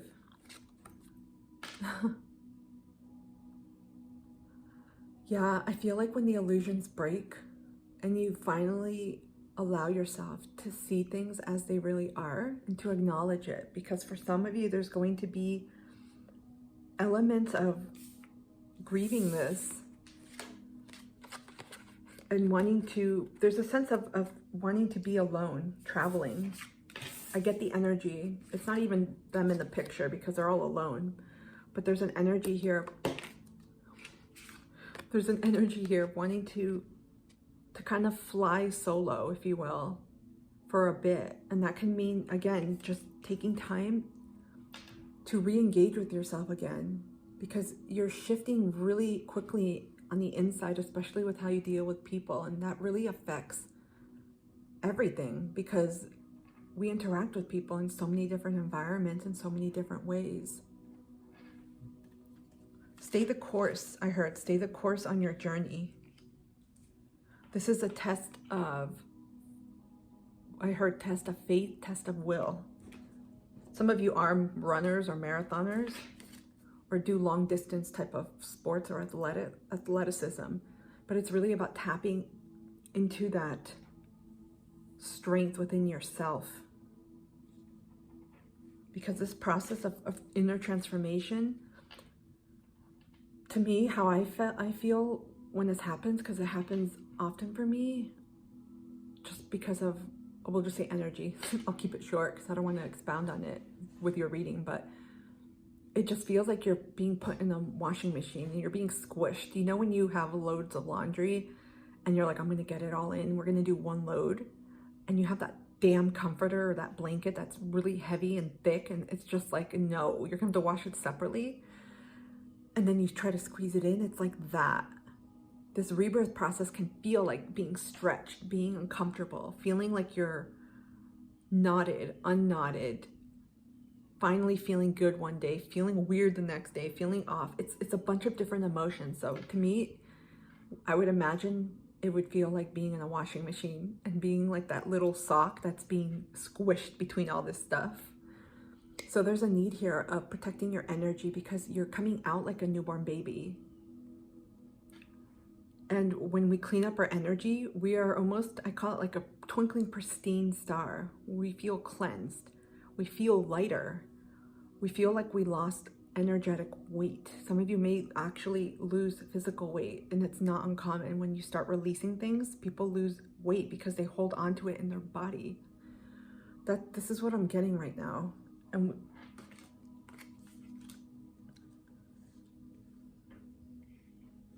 okay, let's continue on.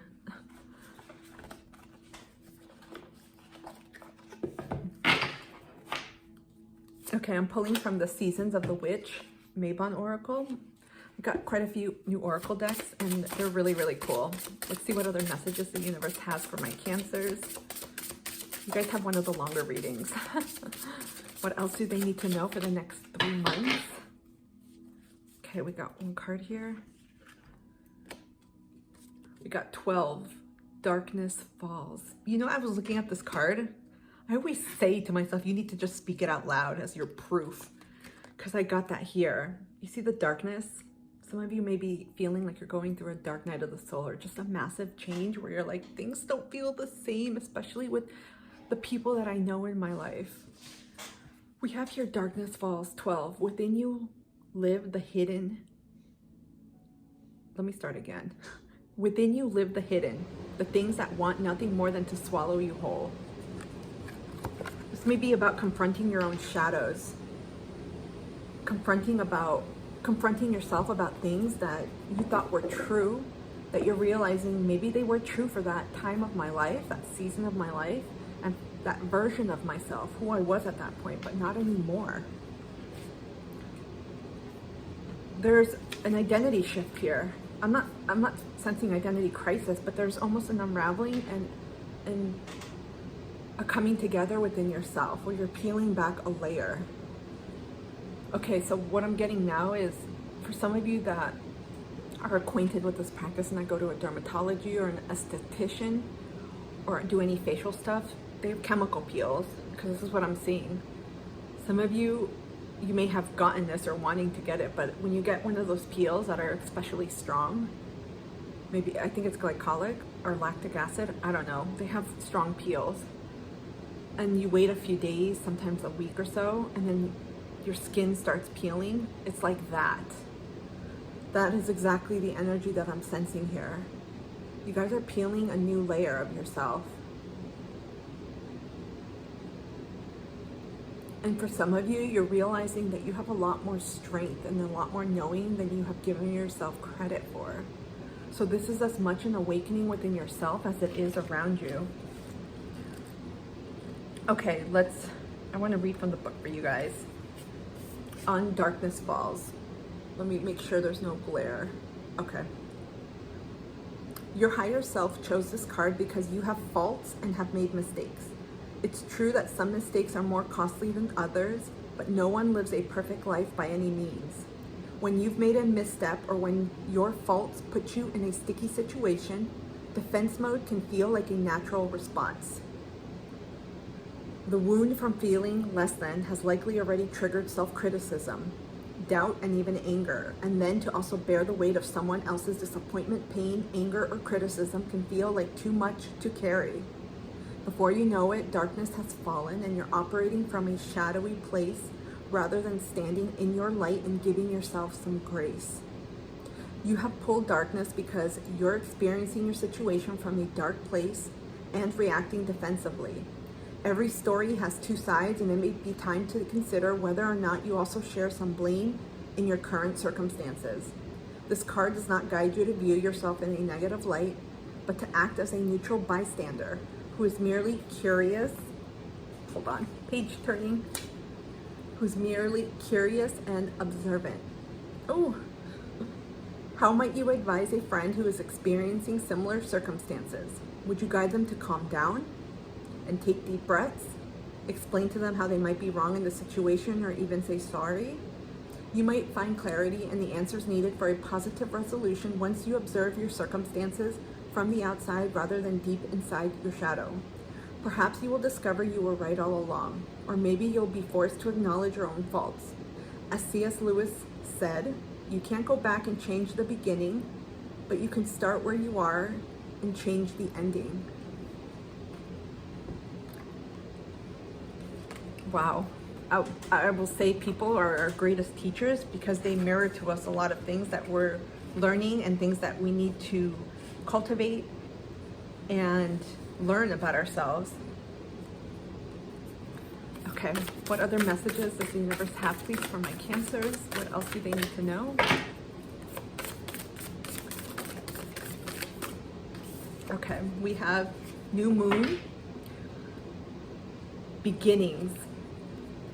And like I mentioned earlier in the video, we just had the new moon in Aries, the full moon in Aries yesterday.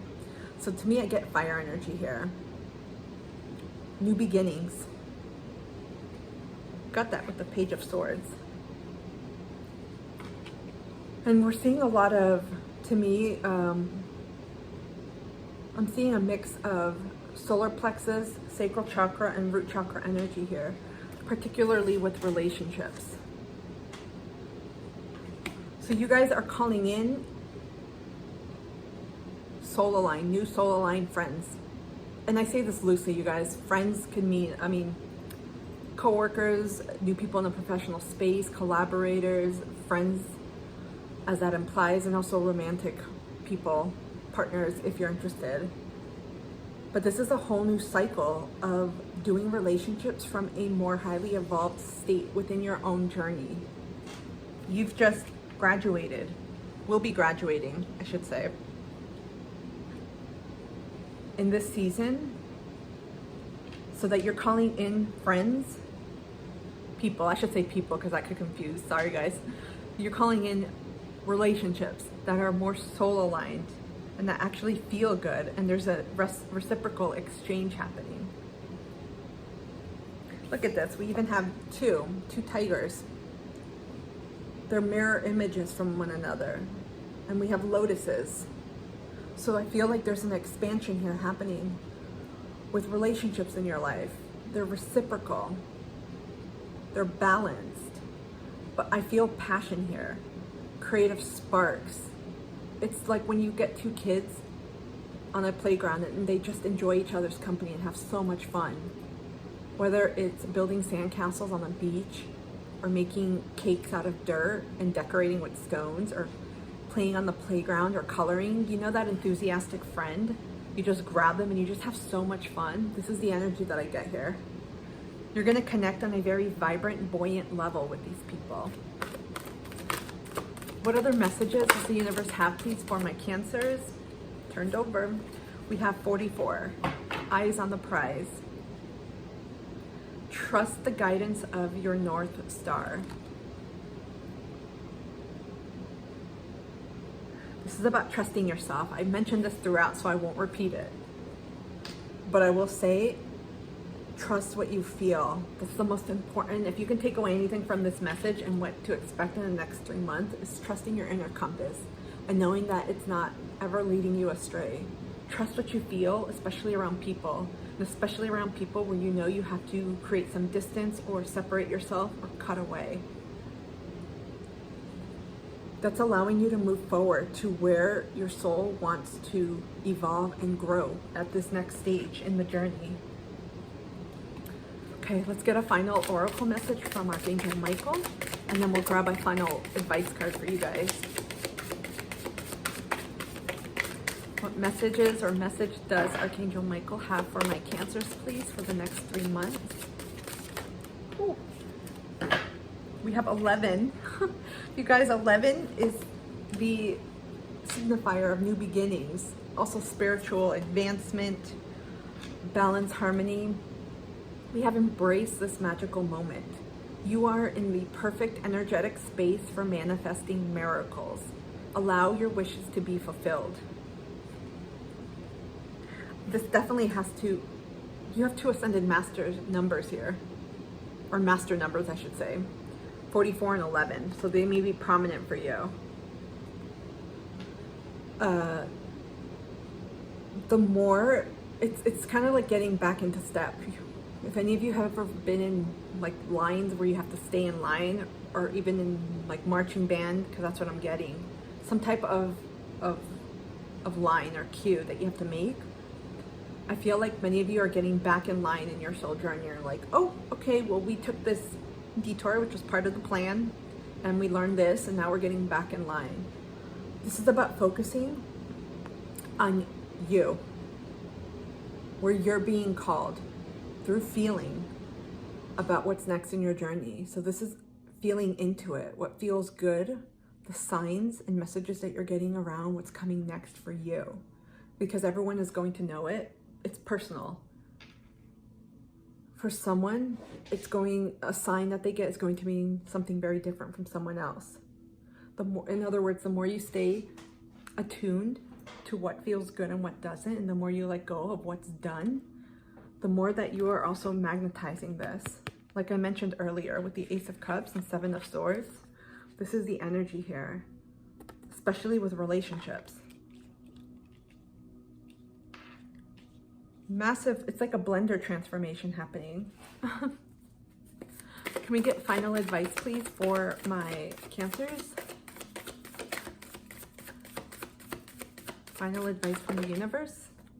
Thank you.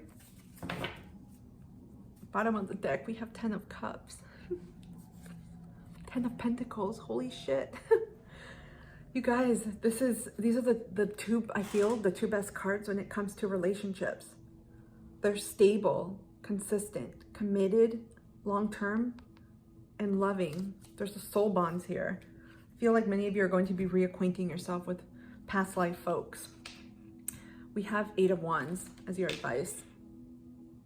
Take action now. Some of you are overdue in terms of making decisions, and you're being guided to use the energy right now into what's good and fulfilling for you. Take action and let go. Let the shit go. Cut things out. It's really important. Some of you are going to experience guilt and will feel like, oh my God, I don't want to be mean.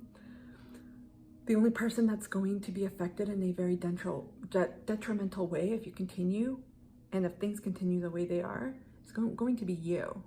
So you're being asked to step it up here and to put energy into doing what is best for you right now in this season of your life. It's time to start thinking and caring more about you than others. And for some of you, this actually means being more selfish with your time, with your energy, with your presence, because you need it more right now. And in order for you to be able to effectively be there for others in relationships, you have to be there for yourself first. My Cancers, I hope this reading has helped. Comment down below. Thank you so much for being here. I will see you soon. Welcome, my Cancers, to your fall equinox reading for the next 3 months, October, November, December. I'm Christine. We are going to get started and see what messages the universe has for you. I'm going to be using tarot and a few different oracle decks. So grab a drink, sit back, and let's see what pops up for you. What messages does the universe have, please, for my Cancers for the next 3 months with this fall equinox or spring equinox, wherever you are in the world? What? We got one card that fell. Hold on. I'm going to see if we can pluck a few more. What other messages does the universe have, please, for my Cancers? You heard them drop. Let's see what else is popping out.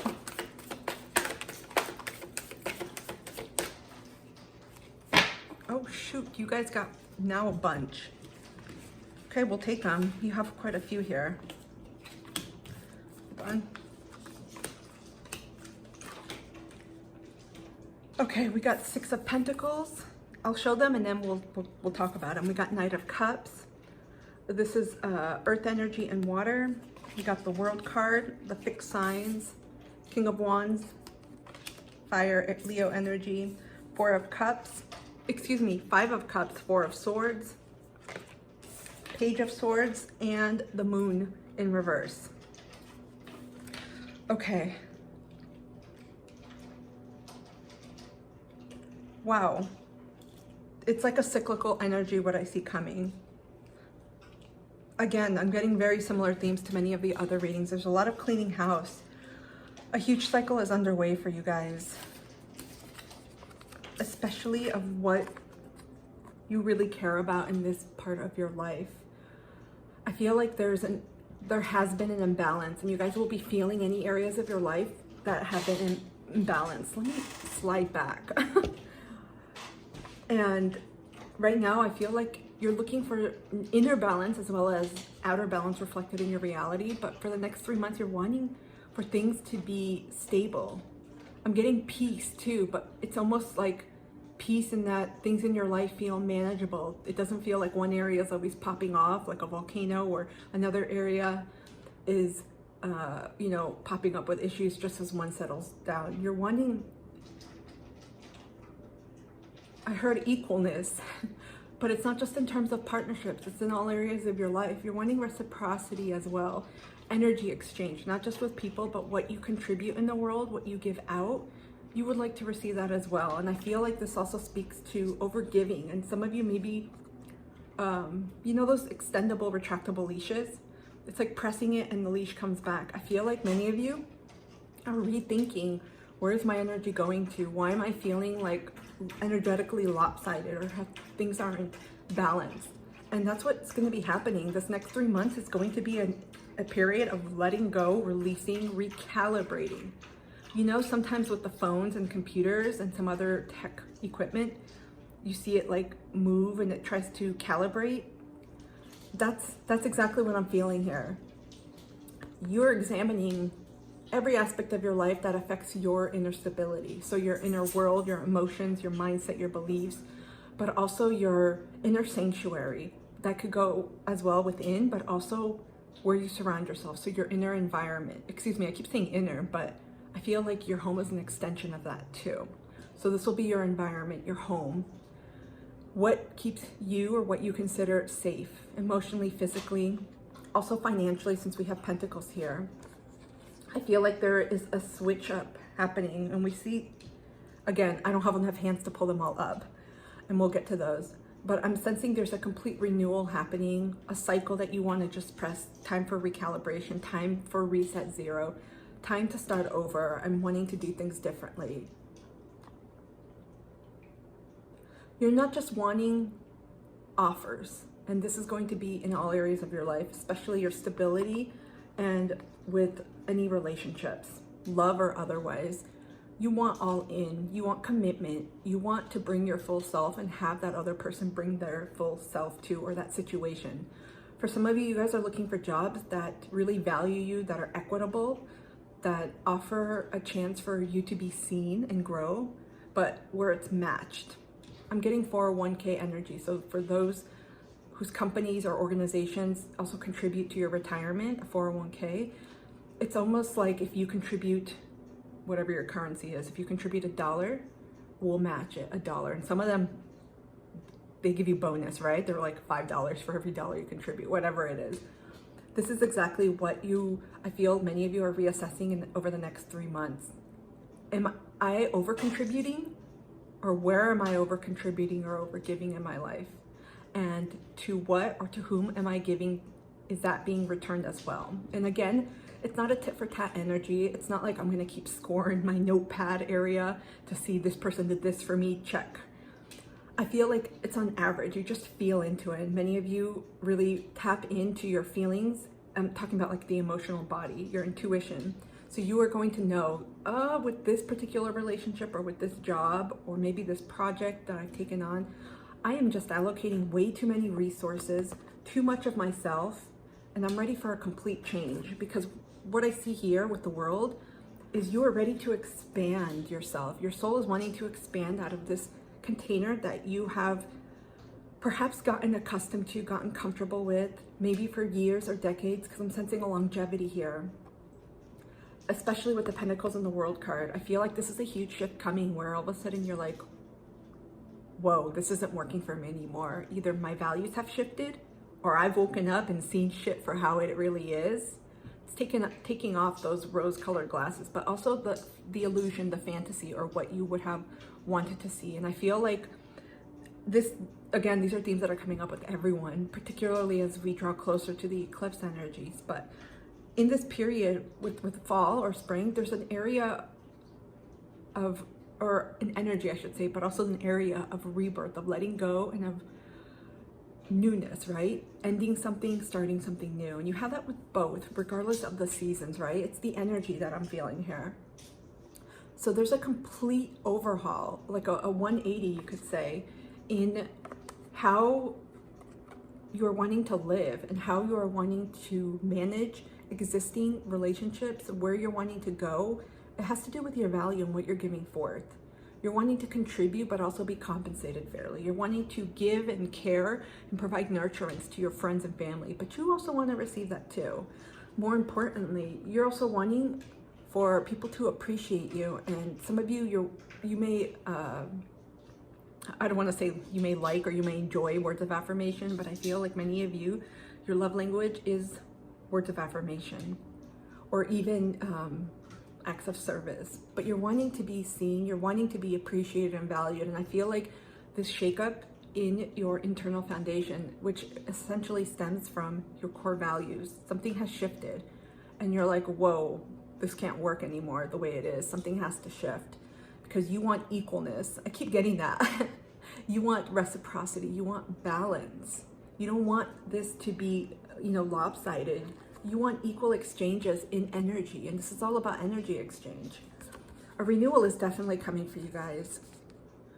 I feel like this has to do with acknowledgement, with awareness, and with acceptance of, whoa, this is what's happening. These are situations that are coming to light. I feel like many of you right now are very much engaged in really following what you're receiving. In other words, following your spiritual and intuitive nudges, any messages you get. Many of you are very tapped in at a higher level than you were before, to the divine, to your spiritual team. And I feel like you're ready I'm getting you're ready for liftoff, like a rocket. You're ready for something completely new because you've outgrown what it is you have done for so long. And then I want to say the Knight of Cups generally means a higher level of value and also action when it comes to things that you care about. So when you care and you start caring about yourself in a very different way, you also see things differently on the outside. You start caring about your relationships, your work, how you bring in money, your career, your personal development, all areas of your life. It changes. It's like a domino effect. One area that receives a glow up, like your internal self, it's going to affect positively other areas. And when I say positively, sometimes people don't see at that moment a breakup or distancing with friends or a change in career or a layoff, however it happens. It's easy to see, well, that's negative. But because your values shifted and how you're wanting to live your life and how you want to actually progress, if you were to keep going in these spaces, relationships, and containers that you're in, you wouldn't be able to grow. It's like a suffocating experience. With this card, I feel comes an opportunity where some of you will be making moves. The World card could entail movement. Some of you are returning back to your homes where you grew up, but others of you are creating your own homes and thinking about places where you feel just more soul aligned. That could be moving towards nature. I'm getting ocean vibes here, but I'm seeing nature, ocean vibes, something that connects and brings you a sense of calm and peace. Some of you are going to be picking up, moving, and are planning moves over the next 3 months.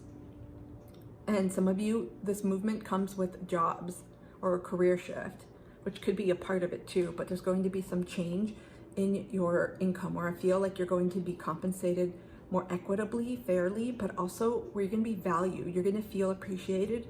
And when people feel appreciated, even if sometimes you're still not where you want to be in terms of your finances, it makes a really big difference because you know that you're being seen, you're being acknowledged, your work is being valued, and more importantly, you're validated by your boss, by your coworkers, by your work environment. But ever been in in situations, for those of you that have maybe made a lot of money, and that's relative, whatever you think is a lot, and you're not acknowledged or appreciated for what you do, how long can you exist and even subsist in that environment? It doesn't feel good. So this is some first part changes that I'm seeing, because you guys have a bunch of other cards. We have King of Wands, Five of Cups, Four of Swords. You guys are going on a deep transformation from what you've learned right now and what you're learning. So again, with the King of Wands, this is Leo energy. You're taking leadership of your life.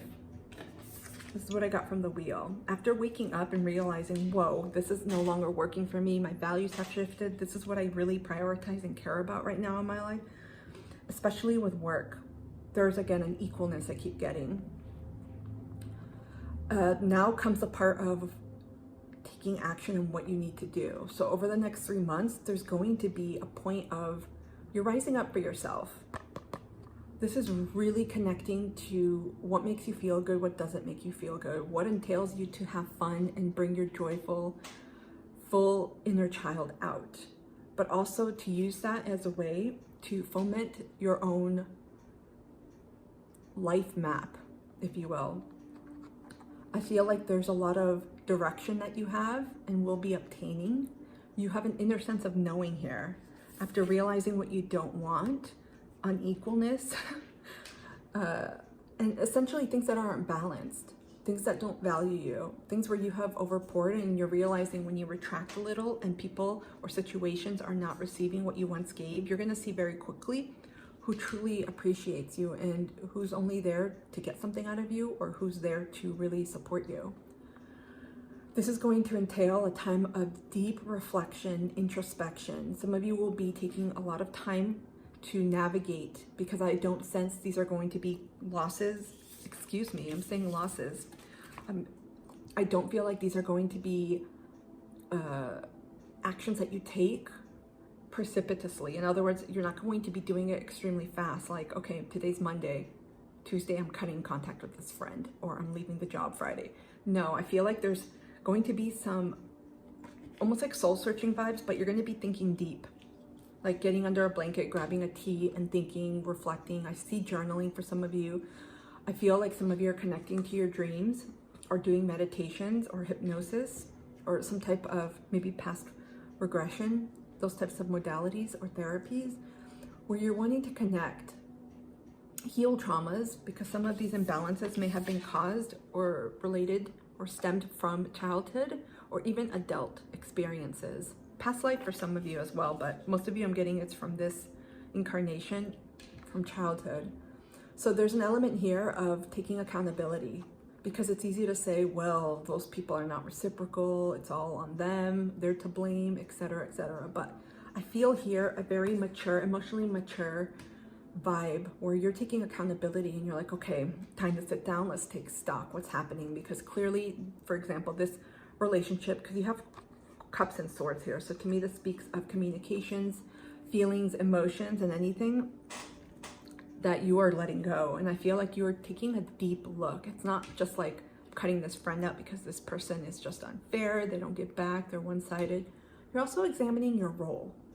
So this entails shadow work, but also inner child work, because this is tied to something you may have experienced. Some of you have clung on, held on way too long to some situations. It doesn't have to be people, but you've held on, and there's energy there when you hold on. So you're giving energy, you're giving or trying to give some of your life force to situations that have extinguished a long time ago. It could be a dead-end job, meaning that subconsciously or consciously you're aware that you may not be able to move up in that position, or you're not being valued, or you're not being compensated fairly.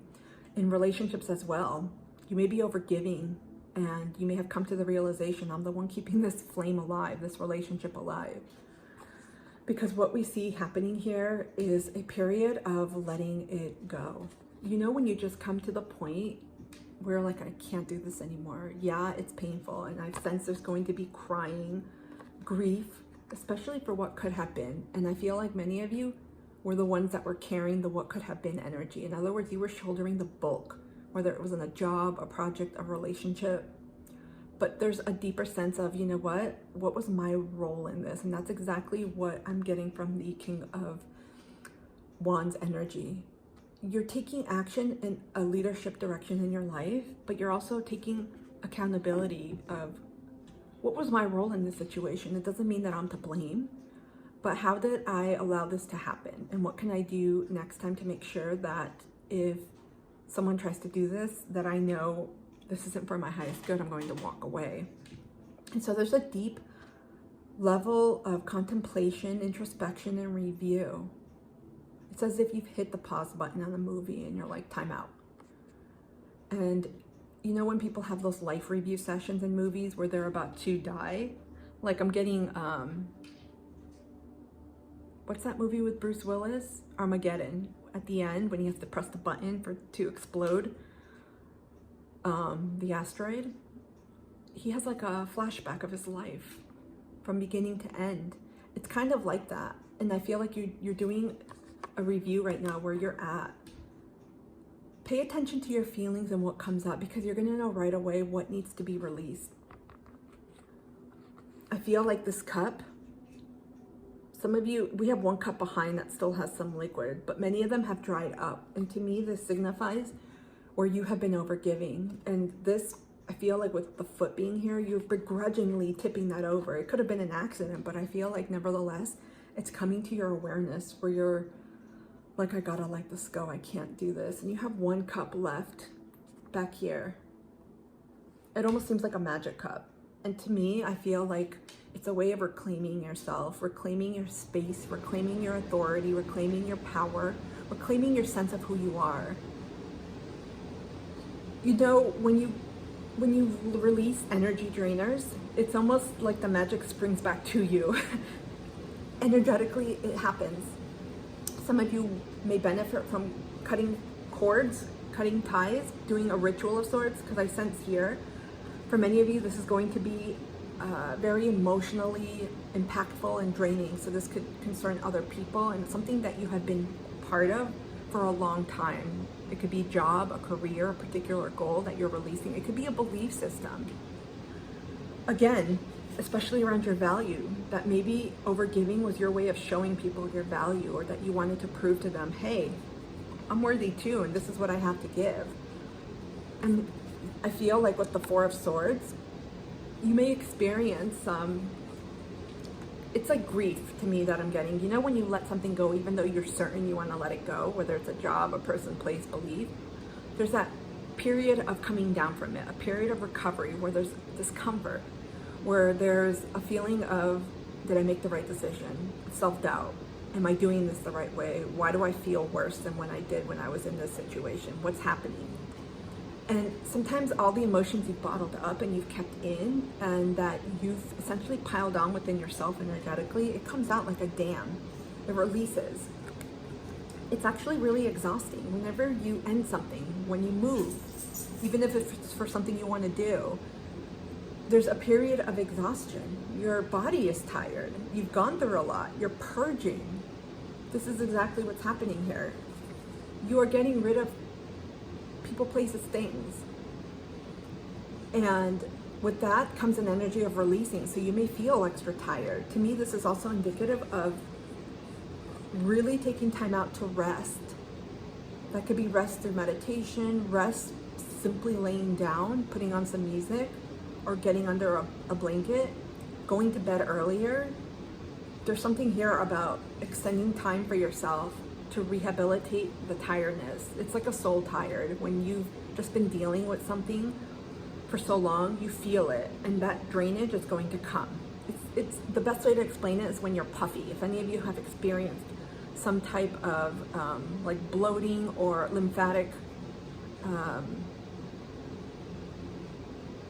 bloating is not the right word. I want to say puffiness, but there's a word.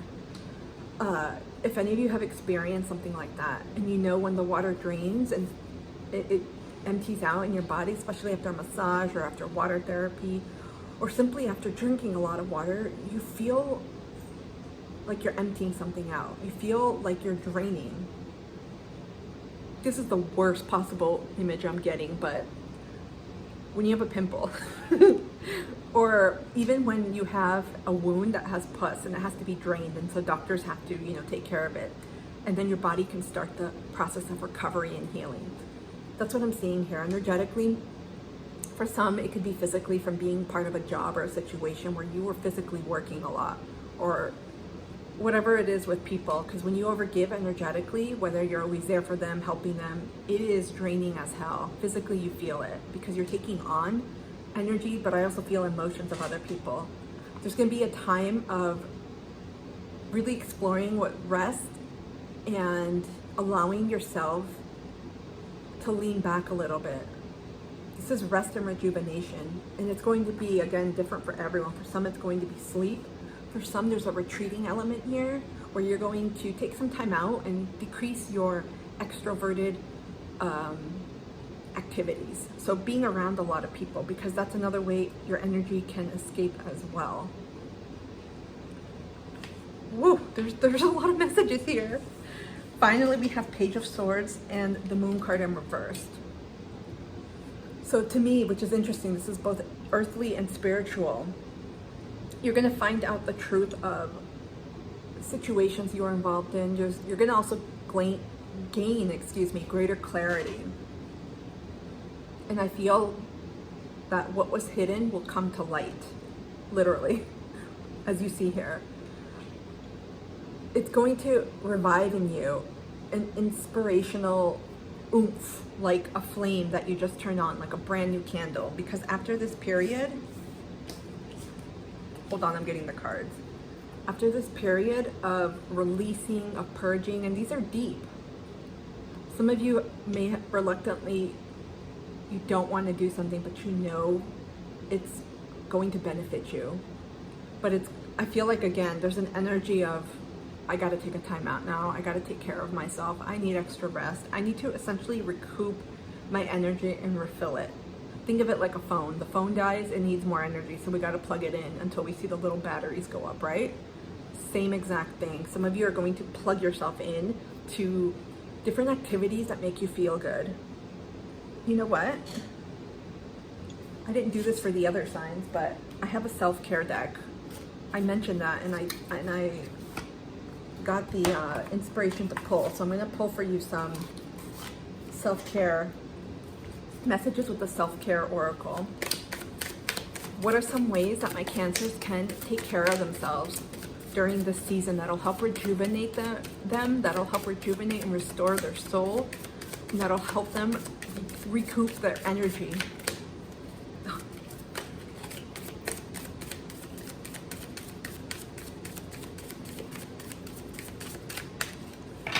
Okay, you may already know, because I don't.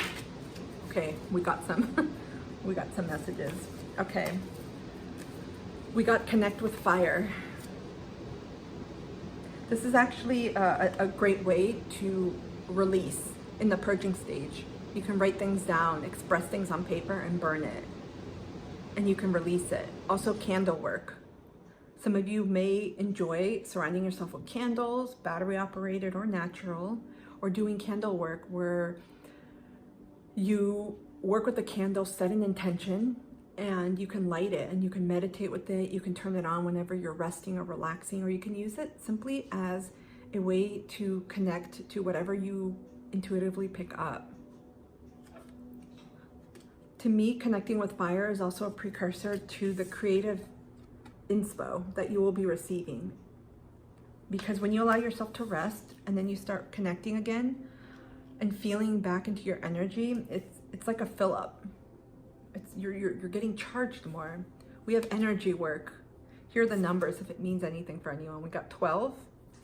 We have 22 energy work. Some of you may benefit from a chakra alignment or balancing, from Reiki. There's many different sources of energy work. Massage healing, psychosomatic therapies, regression therapies that help you unblock different energy centers, meditations, sound bath music, binaural beats that are attuned to each frequency, and even focusing on your breath. We have 50, sweet treat. This totally, when I think of this, I think of Cancers. For some of you, you may actually get a lot of joy from creating, but for yourself. So tap into things that you love to enjoy, that make you feel good, that are delicious. It's a sensory experience. It could be bread, it could be cupcakes, making a fruit salad, cooking. But here we get sweet treat. So for many of you, it could be baking. Finally, we have 42 read, which is kind of cool because we see someone reading here with the Page of Swords. Reading is where you may also get divine inspiration, downloads, and messages. And also it's another way for your mind to explore. Remember, determine your rest. I feel for many of you, when you're energetically exhausted, you can feel it everywhere. But some of you may be more tired physically because of the physical demands that entail or were part of a job environment or relationship. Maybe you were actively doing things, or it could be more emotional, psychological. So I feel like with this purging and releasing over the next 3 months, and also an intentional time of recuperating that energy, because after releasing what was draining you, you got to recoup that. You know, when you take a bath and you release the water, it's usually dirty water. You watch it go down the drain. Now, if you were to take another bath, you would replenish that. This is the same metaphor here, the same energy. After you release, you got to take time to restore that energy back into you. And that may, again, include processing grief and trauma, taking time out for yourself. Because sometimes in the initial stages of grief, we like to be alone, we like to get our thoughts together, we like to reflect and cry it out, and really just be with ourselves, by ourselves, and for ourselves. I feel like when this happens, you're gonna feel like a completely new person, because to me, the Page of Swords indicates, you know what, I'm ready for something new. I'm ready for everything that I've been learning. And I feel like through this process of rest is where you are going to start accumulating and receiving a lot of messages for the next part of your journey. You may already be receiving this, which I suspect, like I indicated earlier, especially with the Knight of Cups. And I feel like you're putting together these puzzle pieces for the next part of your journey. I feel like as soon as, again, this has to do a lot with energy. You're energetically decluttering this season. This is exactly what this is about. You're going to feel lighter, new, like a buoyancy. You know, with these light bulb balloons, you're going to start receiving more inspiration. You're like, whoa, I feel plugged in back into my creative self, divine self. Because when we have a lot of energies weighing around us, things become fuzzy, nebulous, cloudy. We feel heaviness. We feel tired. Ever been around someone who just constantly complains day in, day out, or someone who is just negative? That shit weighs on you like a heavy blanket. When you get that off of you and you just take care of yourself, you take a shower and you just feel like a different person, this is what's happening. And I feel like there's some truth here that's being revealed to you from your higher self. So this is from your spiritual team. But I also feel like you are going to be seeing the truth of how things played out, especially if it came to a job situation and relationships. For some of you, this is romantic, but I feel like this speaks to a variety of relationships, because this part of your journey this season, during these next 3 months, is realizing that you're the leader. What do they call it? Be the main character of your life. You're the main character. You're the leader of your life. So don't give other people with supporting roles that central platform in your life. And I feel like there's a taking back of your own power. Like, yes, many of you are very nurturing. We got the treat card, the sweet treat card. I feel like you pour so much into others. Some of you may have general caretaker energies. It's also the archetype of Cancer, right? It's the birth of the cosmos, and we think of it as Earth Mother and Mother energy, and that's just the archetypal energy. So many of you may have really leaned into that role, and now you may be realizing, I can still maintain this role, but there's also elements where I need to make sure that what I'm giving out is what I'm receiving too. It's no more I'm giving out freely and expending myself at the expense of other people. You're leveling up, your self-worth is increasing, you're learning to take care of yourself, you're learning to also honor your sensitivity, your nurturance, the way you love to care for others and be there, but also for people that value you too. It's not just a free-for-all, because I feel like in this season, you're really learning who has your back, who doesn't, who's been there to support you, and what you need to let go so you can move on. Because when you move on, I feel like this is just the start. A lot of you are getting like a creative revival. You may feel divinely inspired. I don't think that was a word, inspired. You may feel divinely inspired to do something very different than what you've done before, especially when it comes to your work. Because I'm getting collaboration. Some of you may take things to, there may be a central role where now you're expressing yourself in your work. So you may have been in a role that was more behind the scenes, and you may be feeling, you know what, I'm ready to kind of put myself out there in a different way. So there's a new expressive, creative way that you're showing up differently that's going to really tap into your own depths, what you've overcome, what you've healed and processed, and also your own intuition and psychic gifts. This is really cool. Wow, you guys had, crap, your reading is gonna go over, I can tell. I can already tell. Let me get a sip of water. Let's continue with the oracle and see what other messages. What other messages does the universe have for my Cancers, please? Nope, I thought it turned. What other messages does the universe have for my Cancers, please? Okay, we got two. Nope. Sometimes they like to turn, so I like to make sure you didn't get any turnovers. Some of you like turnovers, you know, those desserts, pastries, they have different fruit turnovers. Some of you may want to make them, but you're turning over a new page in your storybook. We got Wondrous Universe, Walk in Beauty, and View from Above, get the big picture. Can you guys see this? Okay, yeah. I'm always uncertain with the camera. So this is tapped into, for me, like the World card. There's a sense of expansion here. And also the Page of Swords. You're ready to express yourself in a different way.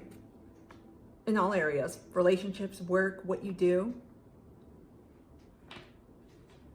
And I feel like the more that you embrace your own, it sounds cliche, I was gonna say like internal magic, your own inner magic, but you're gonna be getting that. That's the thing, and why I say that, you're gonna be getting a shitload of messages, of download over the next several months, these 3 months. So I would encourage you to document what you see, feel, what keeps repeating, any synchronicities, anything that pops up, because I feel like that's going to help you cultivate what you want for this next journey. There's a sense of wonderment. I mean, we obviously get it here, like magic, but it's as if you were to look into a telescope and you see the stars and you're like, oh my gosh, this is so cool. This is so surreal. I can't believe we exist in this world. And I see stars behind. That's my son's birth. When he was born, that's the way the stars looked. So I get a sense of curiosity, of wonderment, and we get that with the Page of Swords energy. It's almost like you find out something new and you're like, ooh, I want to dig for some more information or get some more information. There's something about your voice coming out too. Some of you are going to be seeing a lot of birds, and these birds may be particular to you. Some of you may see swans, falcons, hawks, eagles, crows, ravens. I'm getting hummingbirds, finches or flinches. I think it's finches. You're gonna be getting birds, which to me always are harbingers of messages, communication coming through. Some of you may be prompted to do some type of writing project, maybe contribute a freelance article, or start a career in writing, or resume one, or do creative writing, blogging, because I'm getting your expression coming out. So there's writing involved. For some that could be computer, but it's writing. And it's you connected to that. So through your sense of curiosity, some of you may be starting a blog about home, lifestyle, travel.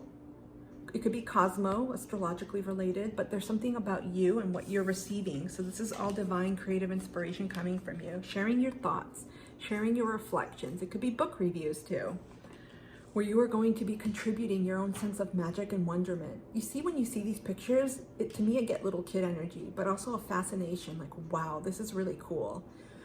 Almost like, I was gonna say mythical, but I don't think that's the right word. I'm getting Wizard of Oz energy with, you know, they're like stories, those types of stories that we think of. You're looking at things differently, and I feel like after releasing, this is gonna be a major purge. For some, it's gonna entail more than one situation. For others, again, it could be one thing, but you're releasing something that has been working for you for a long time, but it's not anymore. And that's gonna open up the other side of who you are in a very creative, almost raw moment. I heard it's allowing you to paint or to repaint your canvas. Some of you may enjoy art or expressing yourself through art as well. There's some people that use, I don't know what it's called, I know art therapy exists, but some people that combine like art journaling, where you draw and you express yourself, but also document it.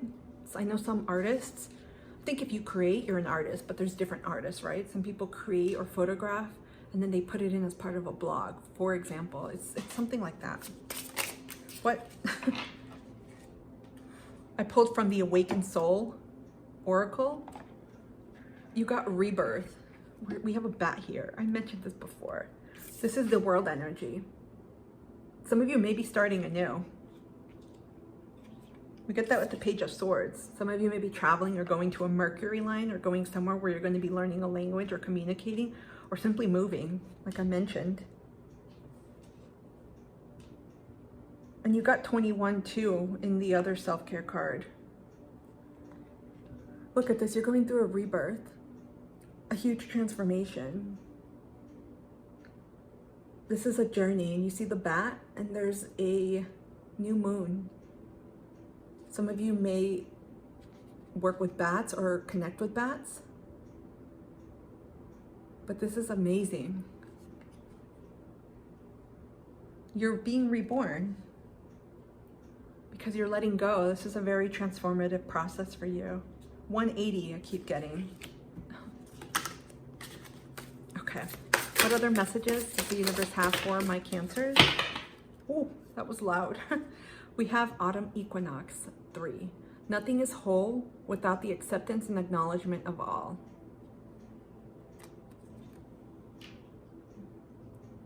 We just had the Autumn Equinox, you all, on the 23rd of September. So I'm a little bit behind by the time you get this reading. We're a week or so, a little bit away, but the Equinox just initiated autumn up here in the Northern Hemisphere. And if you're in the Southern Hemisphere, obviously it's not autumn, it's spring. So take it as it resonates. It's an equinox. It's a changing in the light. Things are becoming darker up here. And obviously with you all in the Southern Hemisphere, there's more light. And so to me, both seasons represent rebirth of in many different ways. You may be releasing, just like we have spring cleaning, which is so famous, I would say. People are like, are you gonna spring clean? Or I'm doing my spring cleaning. I never really hear that for fall, but I just did it. You know, tidying up or just getting rid of things you don't need. It's the same energy. So just know that regardless of where you are, the energies are what I'm tapping into here and what's important. Hold on, I'm trying to open this so I can read you the message, and I can't do it with one hand. And it feels almost like it's dual here. It's like spring, autumn. Do you see that?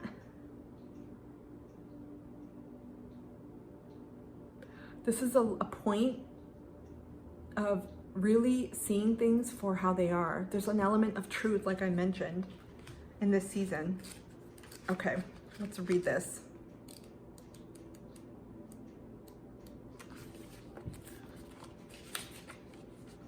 Keywords: temperance, balance, renewal. Did I not say balance in the beginning of the reading? Your higher self chose this card because the autumn equinox is a wonderful time to consider where you might be experiencing imbalance within your life. Are there ways you're living to the extreme? Are there areas in your life that have been overlooked or perhaps forgotten about entirely? Typically, things such as spa days, time off, more rest, and more time spent with friends are the first things put on the back burner. But it can just be as easily be creative expression, having new experiences, cleaning your space, forgetting to pay a bill, or even being your best self at work. If you have been in a period of extreme action, now is a good time to begin entering a phase of rest, renewal, and passiveness.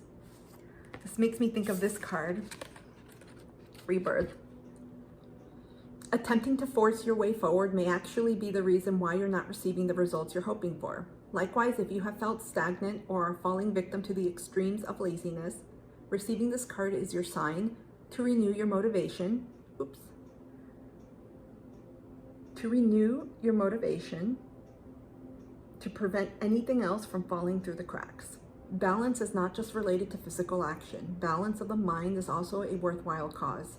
Consider whether you've experienced a period of pessimism and can use a more joyful outlook on life. The opposite might also be true. Are you using positive thinking and speech to bypass what you're truly feeling? We got 33 on the page too. So we have threes here. So some of you may be seeing 3 or 33. I feel like if we pulled this card, this would have summed up your entire reading. Huge process of letting go, reorganization within. You all are cleaning house as well. You are cleaning up. You're like, we are about to start something new. It's time to clean up.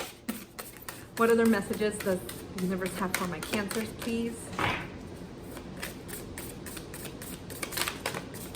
Oh, thank you. It popped out. This is the new Moonology Messages Oracle. I should do a video on what are they called? Opening the box? Unboxings, that's what they're called. I got quite a few new decks and they're really neat. I love the energy. To me, I get nostalgic, but nostalgia energy. Moon cycles, patience. You're going through a bunch of changes. There are a bunch of phases right now, shifts, inner and outer. And when we are in the process of transforming and about to be reborn, sometimes during the process, it just doesn't feel good, right? It could feel heavy, we're letting go, we're cleaning up. Some of you are packing, some of you are still in the process of making decisions. And some of you may need a few more, what are they called? Prompts to be like, do I want this? Do I go or do I stay? That energy from people, situations, belief systems, or anything. Because when we're finally ready, we know. And that's what's happening here. So give yourself grace, give yourself patience. And I feel like that's another video, but for so many people, I don't know if they fully understand that concept. It simply means acknowledging where you are, accepting where you are right now. It may not be where you thought it was going to be. You may not have ever considered leaving behind certain situations or people. And there's a lot of things that are coming together while they are falling apart. In other words, while you're purging, letting go, and releasing. Let's pull a Hero's Journey Dream Oracle. Anything else the universe wishes to illuminate for my Cancers for the next 3 months? What do they need to know?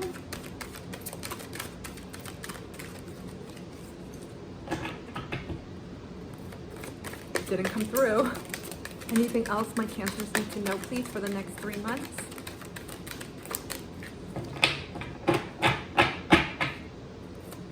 Last time before I picked the card. Anything else my Cancers need to know? Okay, we gotta pick the card, guys. I'm putting it down face forward down. I'm gonna pick. Okay. Hold on. We got 33. Oh my gosh. Discover your superpower. Access 100% of your mojo. 33. Holy smokes. You all are seeing, or maybe seeing, 33, 3, 333. And we got Got a bunch of threes here. To me, 3 speaks of communication, truth, creative expression. There's something about, remember I said something cliche earlier? You'll know it. I'm not gonna even try to remember because we're gonna take too long here. This is what it's connecting to. Owning your inner flame, turning on your inner light. Something throughout this process that you're releasing, you're letting go, it's allowing you to turn on your light. Some belief system, people, energies may have hampered you down. Imagine if you're in a pile of dirty laundry and people keep adding it and you just feel that weight of the laundry. It's like that. And then when people release that laundry, you're like, whoa, I can breathe. This is what's happening. Access 100% of your mojo. One sec, I wonder if this has a booklet. Yes, it does.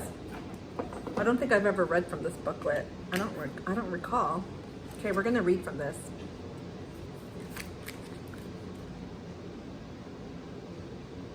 I'm trying not to let there. You can see it with not too many glares. Here's the message. You are infinitely powerful, wise, strong, and blessed. Yet, you've only taken conscious ownership of about 5% of your natural inheritance. Without realizing it, most of your power has been relegated to your shadow cave. As a kid, you may have been shunned, teased, ostracized, or spanked for demonstrating certain behaviors or feelings. Consequently, you labeled those characteristics bad and deleted them from your playlist. But nothing is ever truly deleted. It's just disowned for a while and relegated to a cloud or cave. And eventually, these characteristics will break into dreams or enter our waking life at inopportune times. At its core, every shadow is beautiful and useful. In fact, within your biggest, scariest shadow is your superpower in disguise. When anything that has been cut off escapes from your shadow cave, it will lunge forth with fangs if given the chance. Instead of trying to outrun it, quicken your transformation by standing still and exploring what is worthy and noble about these aspects of yourself. If you can't do this on your own, invite an ally to hold your hand as you discover the beauty and usefulness of your shadow. As you do this, you will find your shadow is no longer a shadow, but mojo that can now empower your quest. Wow. So many synchronicities here with your reading. This is a beautiful card. Do you see this? This almost looks like a little kid with a big adult version, right? So again, to me, this prompts up shadow work and inner child work that I mentioned earlier. Throughout this process, you may come to find yourself, and I mentioned this with the moon card, truth, something is going to be illuminated to you. Again, I won't repeat it. You'll thank me now because we're gonna be here all day. We're gonna pull your final card and then pull a final advice card to wrap up your reading. I think you guys have one of the largest readings. Forgot who the other sign was. Most people had 30 or 40 minutes, maybe 30 minutes. What message does, okay, I couldn't get it out. This is from the Sword of Light Oracle, Archangel Michael. We have 30. Again, it reduces to a 3, so 3 is pivotal. Many of you are being called to focus on expression of truth, your throat chakra.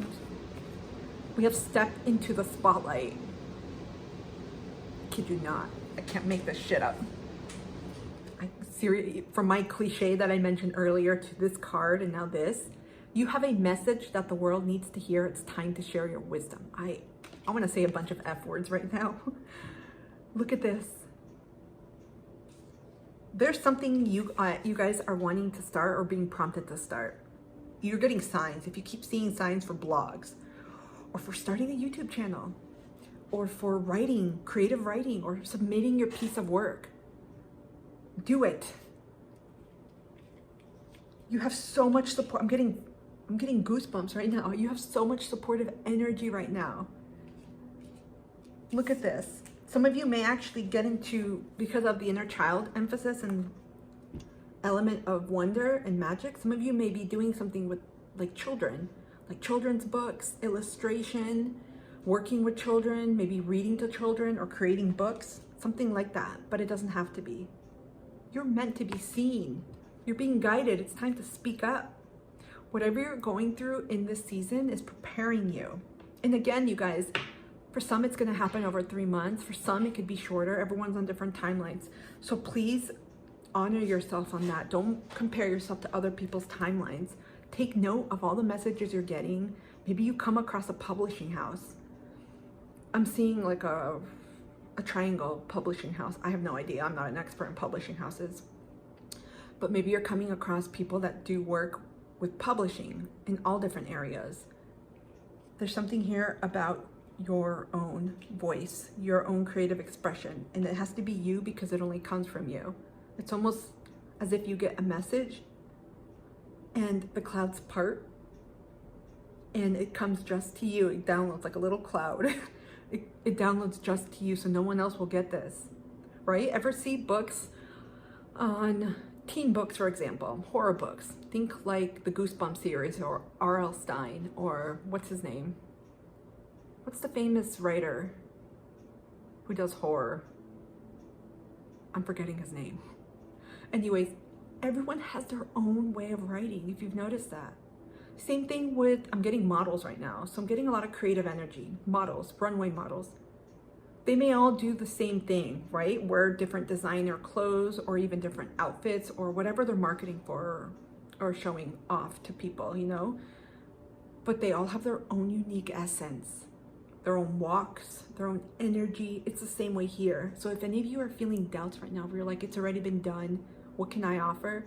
There's no one else like you that can write in your way or speak in your way or simply assess a situation your way.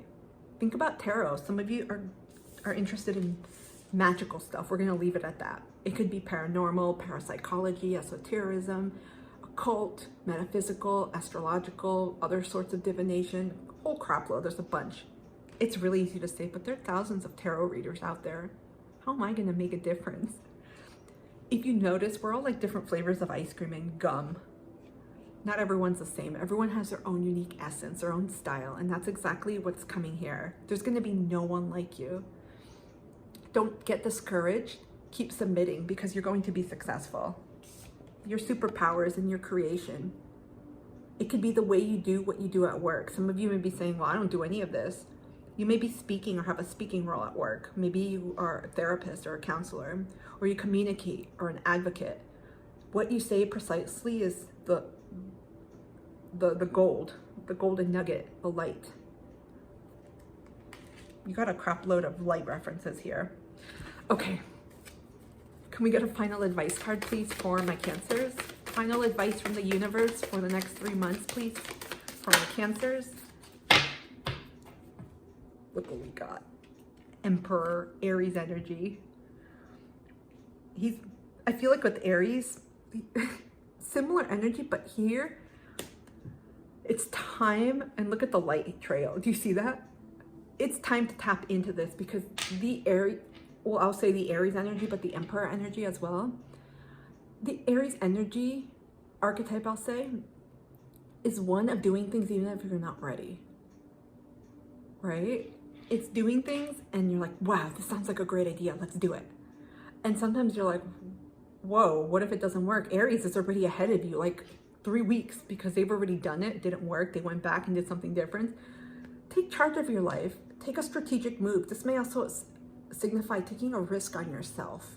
I'm not talking about financial risks. I'm actually not really getting that. This isn't like, oh, put $1 towards lotto. It's not that type of gambling or risk. This is about taking a risk on yourself and doing something that you've wanted to, or that you're getting strong inklings, strong intuitive nudges, but you may keep dimming or pushing that away. You're being advised to do it. Just do it. You know that song by Lady Gaga, Just Dance? Just dance, it's gonna be okay. I'm not gonna sing anymore. I'm gonna write that down for you guys. Lady Gaga, I think it's Just Dance, but I'll look it up and link it because I channel a lot of music, quotes, songs, movies, and just things, phrases that have to be said. And with lyrics, it's interesting when you hear it, and also the beat and the frequency of the music, the impact it has on you. You're meant to just do it. This is time to go after what you're excited about, what makes you get excited. Because Aries is the young energy. I'm not talking about age. It's like that kid energy. You know, when you're kids, a lot of times you will just do something and you don't think about it. You go running to the playground. It doesn't matter if you don't have the appropriate shoes or clothing. You just go out there and go have fun, right? Or as kids, I remember I didn't have a bathing suit once. Dad didn't stop me from swimming. It's that energy. Just do it. You're being divinely guided and supported. My Cancers, I hope this reading helped. Wow, I felt such a renewal here, such optimism, a positive, uplifting energy. That's not to say that you won't be processing things, right? Remember to get through where you want to go, and through rebirth and transformation, there's uncomfortable spots, but you're heading towards the light, your own light. So stay with it. Pay attention and be open to receiving signs that you're getting. More than anything, take a chance on yourself. You're being called to step out. Thank you so much, my Cancers. Comment down below. I really appreciate you being here. I'll see you soon. There's no other we here. Bye. Welcome, my Leos, to your fall equinox reading for the next 3 months, October, November, December. We are going to get started and see what messages the universe has for you. For this time, we're going to look at some tarot, oracles. So grab a drink and let's get started. I'm already starting, guys. Oh crap. You got a lot of messages here. Holy smokes. Okay, you got Queen of Cups, 8 of Swords, the Devil card, the Lovers, 10 of Pentacles, and 10 of Swords, 4 of Pentacles. Okay, let's get started. Wow, I'm gonna just start with this card. I heard just to pick it up solo. Right now, have you ever seen in movies where you touch, or not you, but the character touches something and it looks like the other part is like another world or dimension, and it blurs or it jiggles or moves? You all are very much connected at this time to something beyond, to something you may have never experienced or felt, where you're just feeling very open, very attuned and expansive to a divine connection that is significantly stronger. And you all recently had your solar returns. For any Leo suns, happy birthday. I don't know why I said that, because your birthday was a little bit ago. But I feel like you may have experienced some significant downloads during this time, where it feels like your intuition and your psychic gifts, for any of you that have them or that have honed them, they're a lot stronger. And that's what I feel when I saw that image. When you touch, like when people put their hands against like a wall, but instead of it being a wall, it's like another world, and you see it kind of moving. That's the imagery that I'm sensing here. It's as if you're a sponge and you're able to read people on a deeper level. I'm saying that wrong. I was gonna say on a lot deeper level, but it's on a more profound level, on a deeper level. Some of you may have been feeling called, or a profound shift in diving deeper into your spirituality, into your spiritual beliefs, what it means for you, what it looks like. You may have experienced different things that you can only denote to as spiritual, maybe a spiritual awakening, maybe a paranormal encounter, something that's not explainable or explained, or something that you're like, I think I saw my dead dog, or I think I saw someone that I knew that passed away. It's those types of things. You may have had an angelic encounter. There's something here that's coming to mind, like radar, like, hey, pay attention and trust yourself. Because I feel like when we're enhanced and we're going up the scales, and it doesn't mean that you're better than anyone else or good or bad. It just means you're to the next, you're going up in the next level of your soul journey, of your level of consciousness. I want to make sure I make that clear. This is also speaking to your sense of identity, value, love, and who you are. Okay, so I'm getting a withdrawal energy. So I feel like, because again, you'll know more as I get these other cards here. I feel like, and this is why it's important I'm spending time on this card alone. Your focus, but I'm not getting in an egotistical, selfish way, is on you. It's almost like this is my time where I'm going to do my work, whatever it means, inner work, and focus on improving myself and being a better version of myself before I pour or focus on anyone else.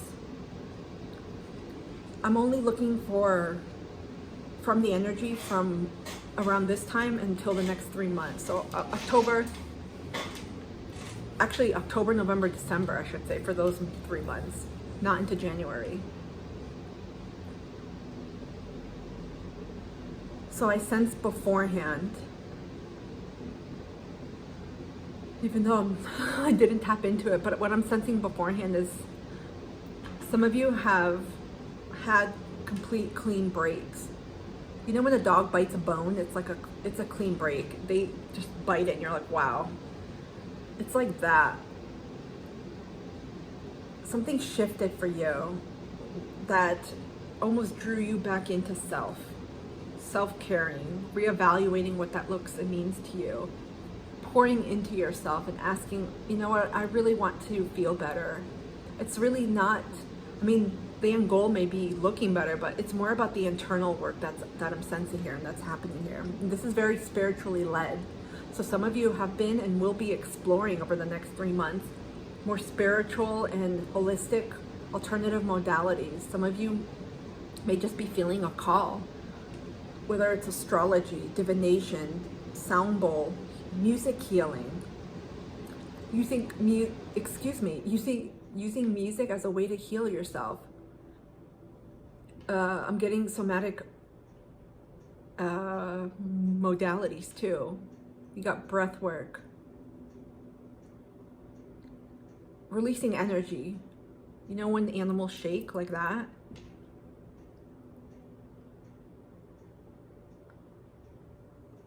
Some of you may be working more with water element. So you may be connecting to water, or just finding yourself drawn or wanting to be around bodies of water, oceans, lakes, pools, streams, wanting to take baths. There's a very regenerative, cleansing energy there. And I feel like that helps almost open up. You know when they say open up your pores when you're in the steam bath? It's kind of like that. It helps open up, almost relax you, where you're able to receive more information from the divine.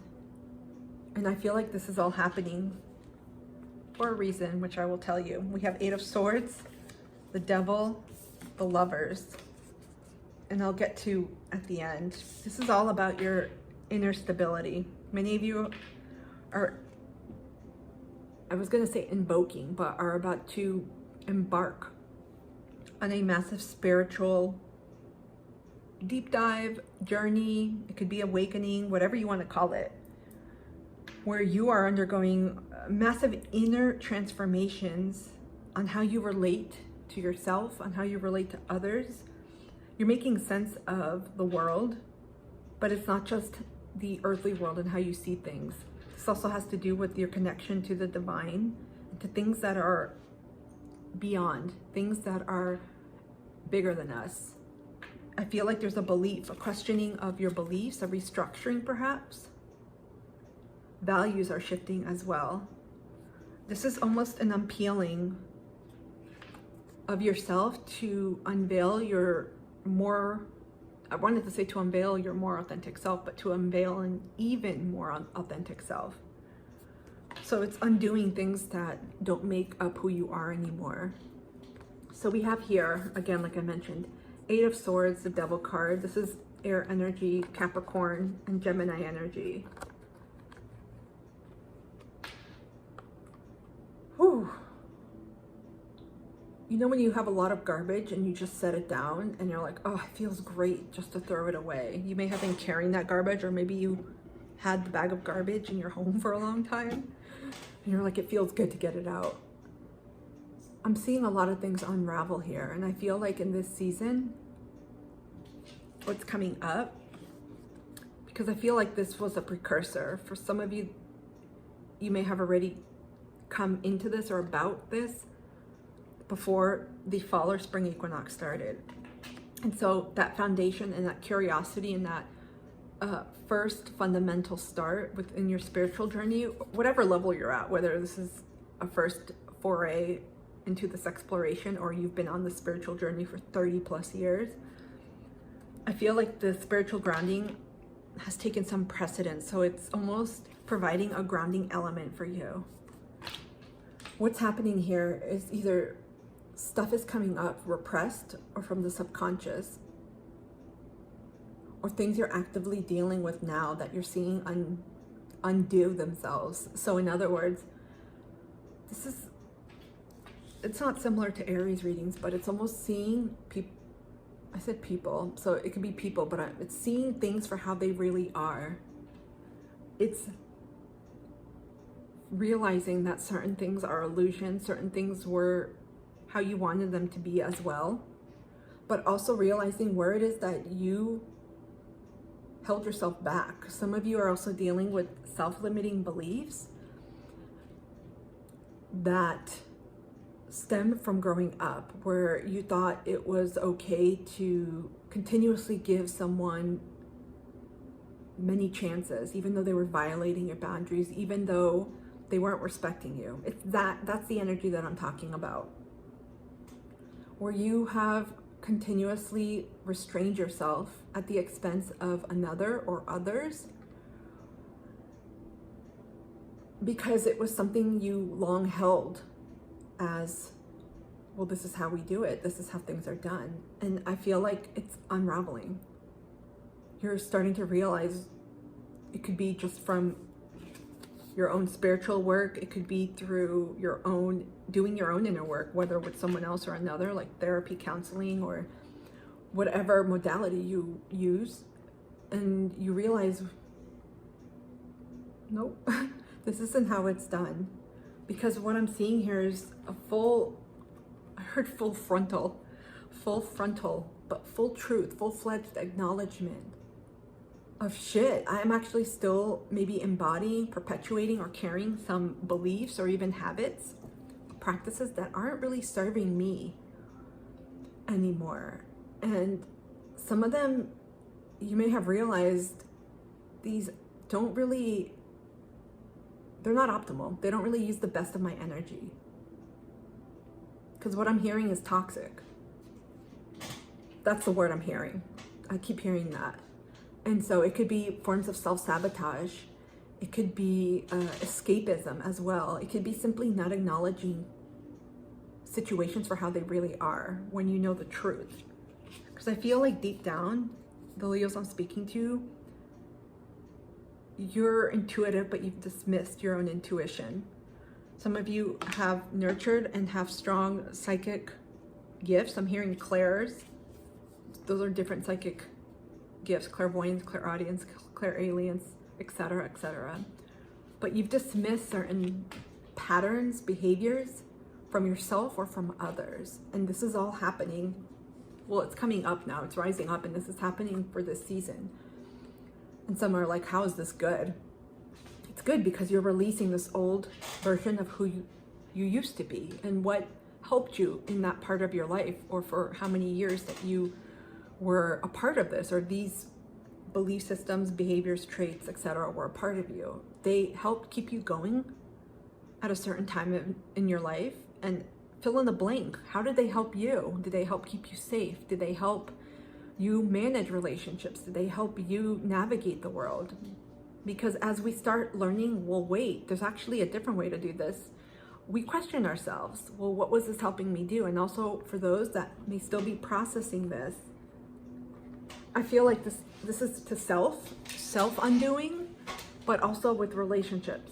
Because we get here the Lovers. It could be about love relationships, but I feel like it's relationships in general. Some of you, because I'm getting like a rope being tugged at. Some of you have held on to beliefs, behaviors, and people, relationships, way longer than you needed to. Like, the milk expired long ago. And I feel like now you're seeing things for how they are. And you're like, this is not really working for me. And some of you may be wondering how to navigate this. And you're getting a lot of divine support and guidance. And also like an alarm within you. Like, hey, pay attention to your intuition. Because some of you feel off. Or you're feeling, or people are making you feel a certain way. So this has much to do with you as it does with others. It's a mirroring effect, and this is where it's similar to Aries energy. So if you have very prominent placements in Aries, there may be something in there for you. Or you may be, I was going to say dealing with an Aries, but I don't think I've ever recalled saying that. But again, this is about you and also about anything that's held you back, because it's time to do things from a higher level of consciousness. In other words, your soul's like, knock, knock. We have learned everything we can with these set of beliefs, behaviors, practices, and people too. We are ready to move on. And so you may be experiencing sometimes some I was gonna say a nebula, but that's not a thing. Like nebulous fogginess, cloudiness in your head, sometimes headaches, sometimes feeling like you're dehydrated, maybe a pressure. And I feel like for some of you, your crown chakra is opening. So your divine connection is becoming more attuned, more fine-tuned, and also strengthened. And you're receiving messages, synchronicities. You see, there's a crown here. It's kind of hard to see, but it's coming down. The more that you start acknowledging yourself and trusting what you're feeling, the stronger these will get. And you're gonna know. Water, again, is very clear here, and we have fish. But this season, the last two cards already talk about it, but I'll just tell you right now, something that can help during this time is to journal. And whenever you're feeling triggered, write down what happened, what triggered you, how you felt, like what feelings, thoughts, and emotions came up, and what was your response to the situation, like how you behaved. And then you can dig deeper and ask, well, why did I feel this way? Why did this trigger me?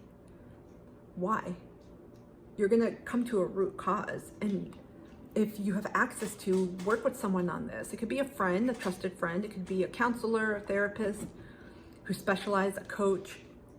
But I'm getting shadow work here. Shadow work.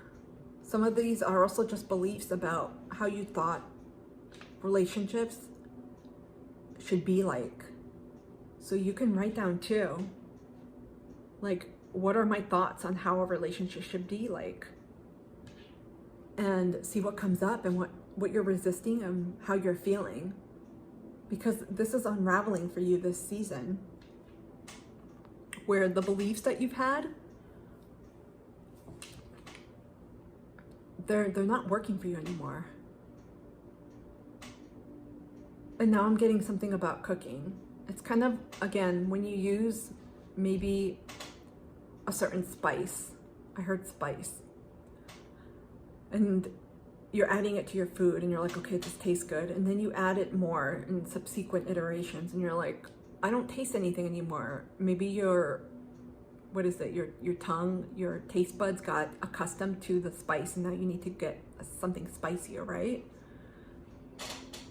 And anyone who, I don't eat spicy food, so I don't know why I got this, but for anyone who does, you may constantly be exploring different spices.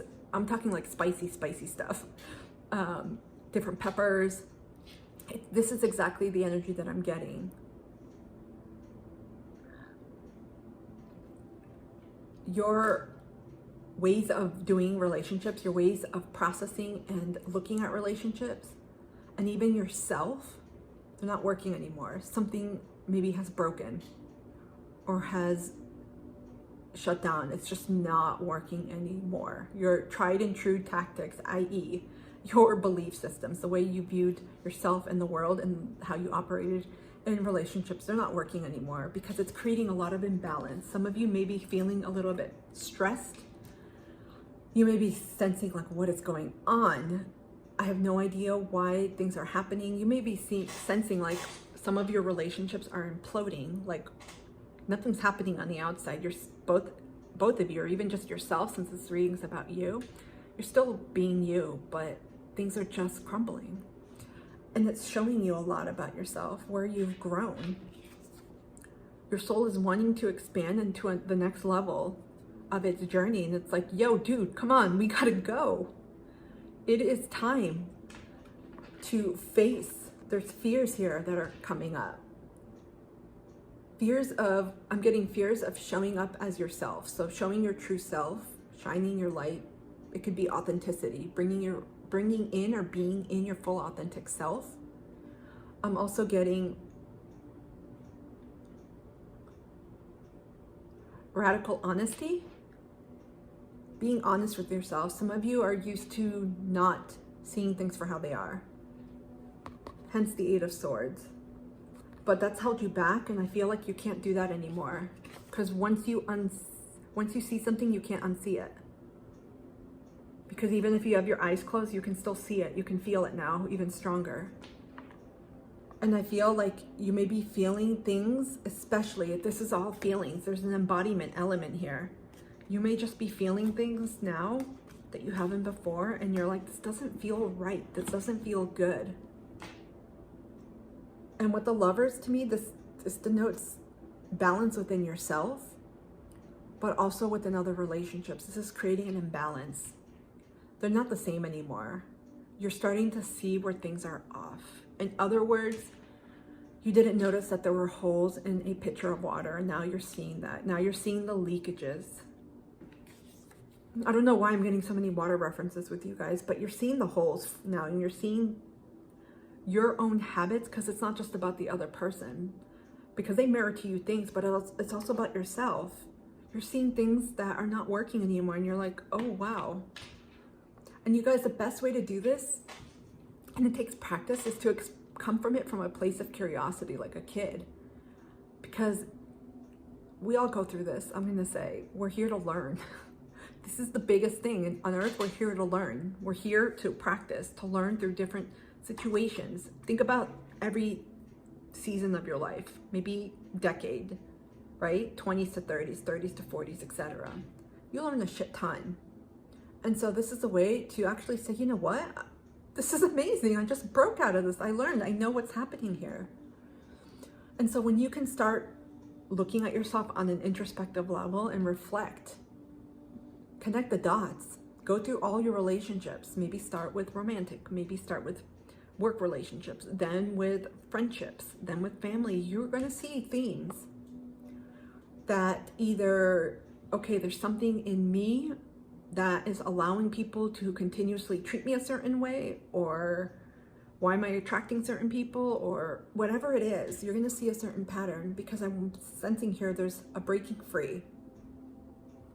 There's a breaking free, and I'll tell you why. 10 of Swords, 4 of Pentacles. I feel like on a soul level, you feel it already, and you've been feeling it. Many of you have been feeling it for a long time. You have just suppressed it, pushed it down, because you're like, this feels uncomfortable. I'm not ready to deal with it. And now, in the next 3 months, it's coming to light. This water is pushing out. It's like, nope, now it's time. Your soul's foot is like out the door, and it's like, if you want to come back with me, you gotta hurry up. That's the energy that I'm getting here, because 10 of Swords, it's completion. It's done. You have turned your back now on what worked for you. People, again, self-limiting beliefs, relationships. You're heading towards now this new level of knowledge, wisdom, consciousness. You're like, I'm ready to start this journey with a completely different facet, a completely different outlook. And that means saying to yourself, this is what I've learned. I've learned that I can't overgive. I've learned to trust my intuition. When I'm feeling a certain niggly feeling about someone, to trust it because it's always true. I'm learning not to give people 5 chances or whatever it is. It's going to vary, but this is definitely speaking to you and also showing you through your relationships, because we have the Lovers, which to me speaks of a mutual mirror exchange, but also what someone else does, they're mirroring to you what you may or may not be doing. So if someone is constantly taking from you and you're like, this feels very one-sided, I'm not sure what's going on, why do I feel tired? Pay attention to how you're behaving in that relationship. What were your beliefs about this? That the more you gave, the more someone would love you, for example. Or maybe you thought, my parents divorced, for example, so you're like, I have to keep trying and trying and trying to make this work. So this is what I'm talking about. You're undoing beliefs. This way of living and of doing relationships is coming to an end for you guys.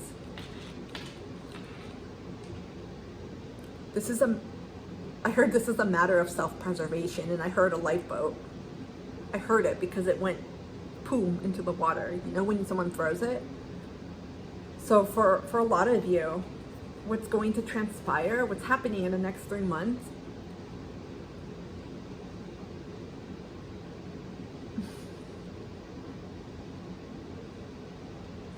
you're essentially beefing yourself up. You're taking care of yourself as much as you can so you feel good, and so that you have the strength to walk away. For some of the Leos I'm talking to here, wow, this card is separating. For some of the Leos that I'm talking to here, you've been in this situation for a while. The Devil card, this is Capricornian energy. Some of you have really persisted in these beliefs, situations, relationships for quite a while. They may have been iterations.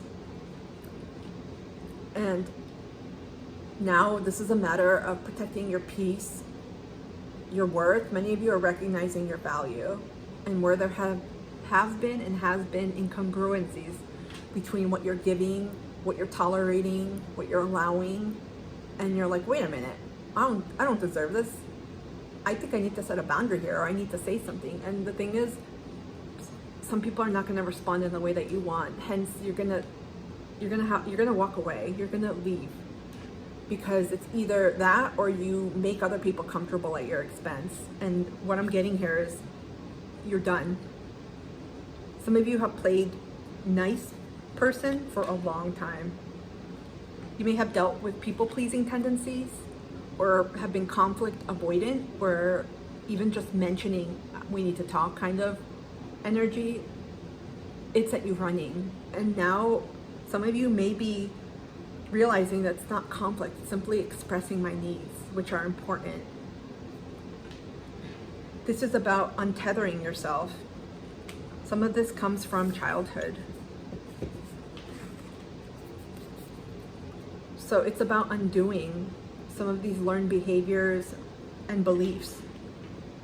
So again, pay attention in the next few months, how people are responding to you, what you're sensing and feeling. If you're sensing or recognizing like a destabilization or deterioration of a relationship, pay attention to what it's showing you and what you're sensing.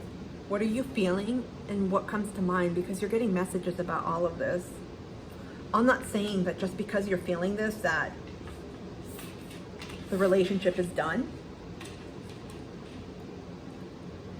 Because walking away could speak to walking away from the belief systems, not necessarily the relationship.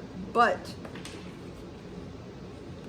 I do sense many of you will be walking away, because this is something that you have participated in and been a part of for way too long. Like I think I mentioned in the beginning about an expiration date on milk. You've just been keeping this around or feeding energy into this for way too long, and this is part of what you needed to learn. I It's about how to value yourself and knowing when it's time to walk away.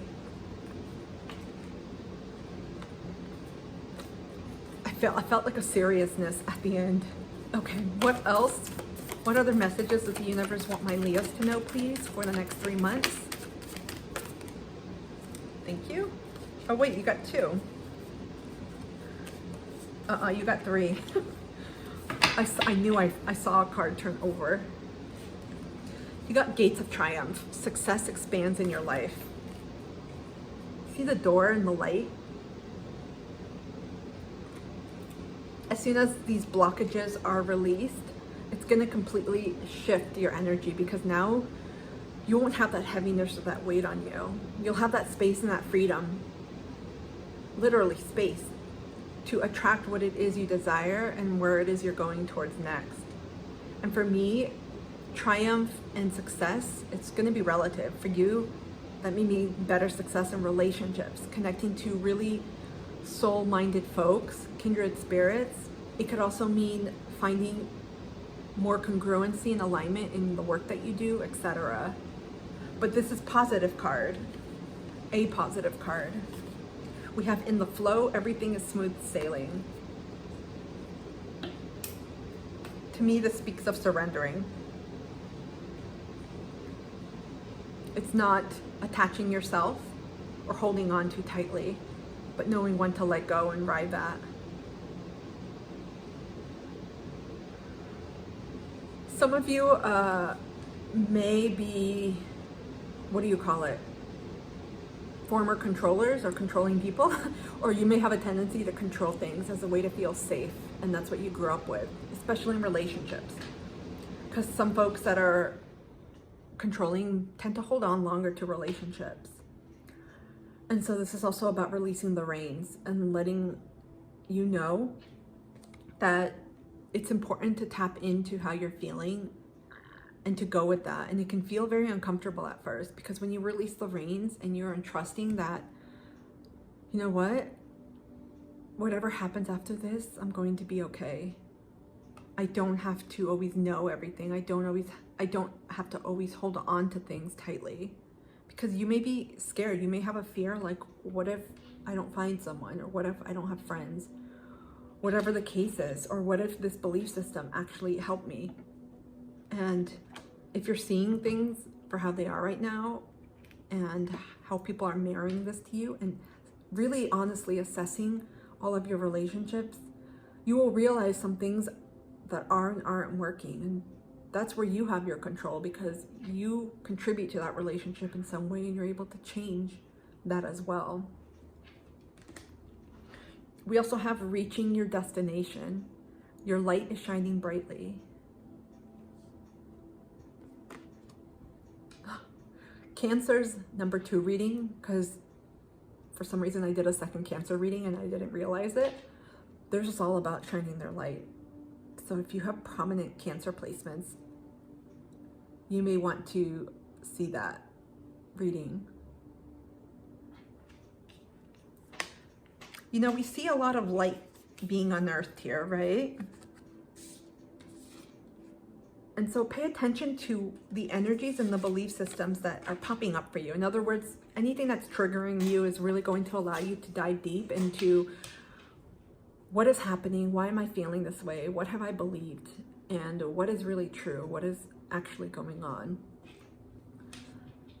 Because you may have either, there's 2 things. You yourself may have dimmed your light in the form of self-sabotage. You may have been scared for a variety of reasons, and keeping yourself small was more comfortable. Or 2, you may have been involved with people.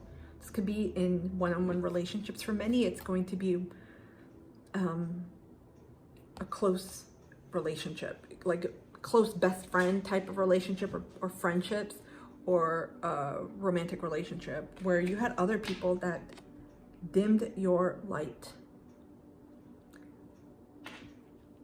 So that could be anything from projecting onto you, from trying to hold you back, from telling you, no, things are going to be different this time, we're going to work it out, or whatever it is. Maybe false promises, but that's where you're supposed to see these illusions.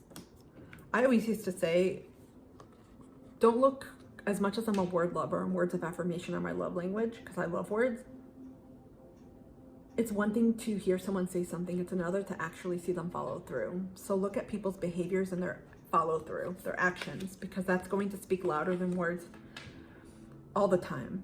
So pay attention to what people do, not what they say to you. That's going to save your butt. Okay, what other messages for my Leos, please? What else does the universe want them to know? I kid you not, there's something with water. We have sanctuary. This looks like a lake. There's trees, but you see the water? Could be a boat.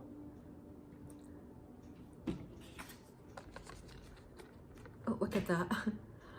I feel like in this season, many of you are also figuring out what home means to you, what sanctuary looks like.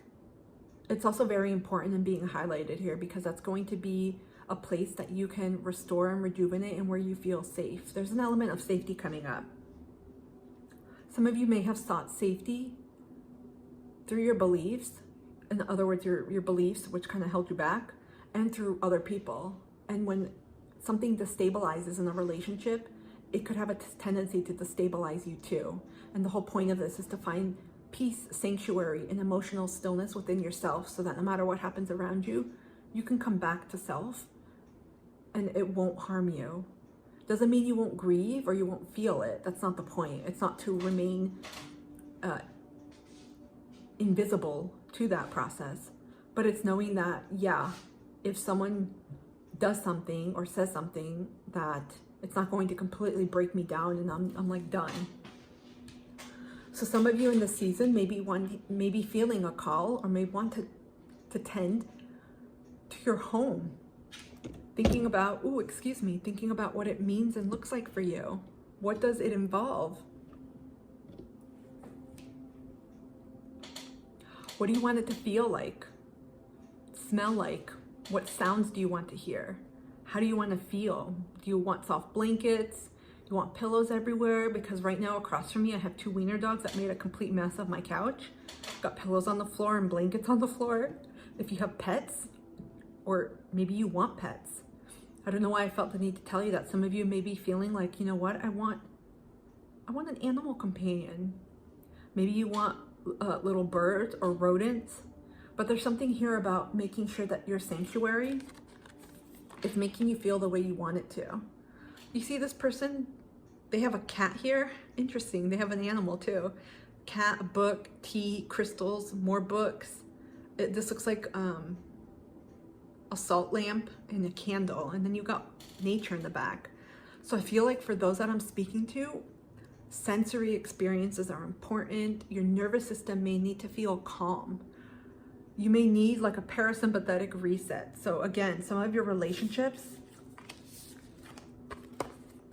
especially by the cards you got, you may start seeing the threads unravel. You may start seeing people for who they are. You may start realizing, this is why I may not feel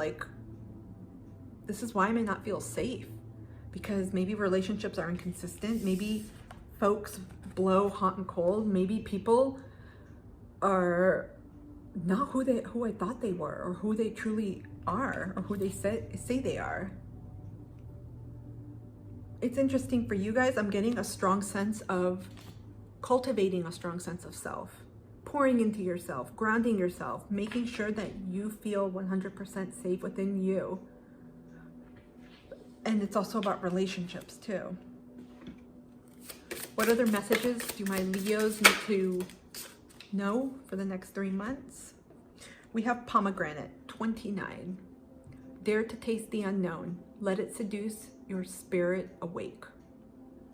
I feel like this is about change. Some of you are being called to shift big time because there's a stagnancy here. There's a letting go. Something has to shift. Something has to change if you want a different result. I'm going to read this to you.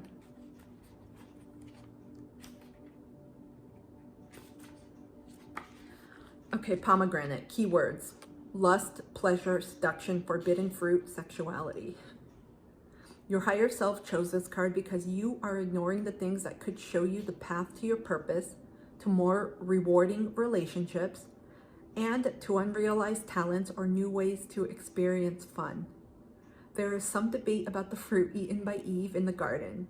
Some believe it was an apple, while others believe it was a pomegranate. This fruit's super connection to the story is what invokes its alignment with temptation, and sadly, the story of Eve leads many to believe their desires should be denied instead of embraced. Each desire is a clue about what will bring you fulfillment, joy, love, success, and all other high vibrational emotions that are yours to claim. By denying your desires, you are denying what makes you you. Pomegranate encourages you to allow yourself to experience everything that is within your heart. Try new foods. Take an unusual path to a familiar place. Travel, speak to someone unusual, and do the things that scare you but also excite you. In doing so, you will discover the freedom to experience your full self without limitations or boundaries. I get fifth house energy here about tapping in, which is the natural ruler. Well, I'll say we generally associate it with Leo, but this is about tapping into your own pleasures, your own joys. I mentioned earlier, it's a sense of also getting to know yourself again, reclaiming who you are, maybe recreating or creating your identity. But also, I'm hearing punishment. If any of you feel like you should stay in these conditions, relationships, or persist in these beliefs because it's a form of self-punishment, it's something to rethink. Because sometimes we feel like we deserve it because of whatever happened in the past or something we said. And to me, this card is telling you, nope. There's an element here of forgiveness that's happening too. What I'm getting is again, like a need to lead, to express. I just feel like the energy from your soul is saying, not anymore. We're ready to do things differently. And for some of you that have been in relationships where it has been very unequal. Hold on, I'm trying to put the cards in the way that they came up like this. You may have had folks that restricted their love or affection. What is it called? I forgot what it's called, but I know it can be abusive. Almost like blackmail. Or may have done things like that, where you may have felt like you didn't deserve it. And this card is reminding you that you deserve to enjoy, to enjoy relationships, to have fun and pleasure, to experience fulfillment. Because if you're not, that's a big clue that something is off. Something is not connecting in the way that you want it to. It may not be working either. What other messages does the universe have, please, for my Leos? We have a ring around the moon, protection.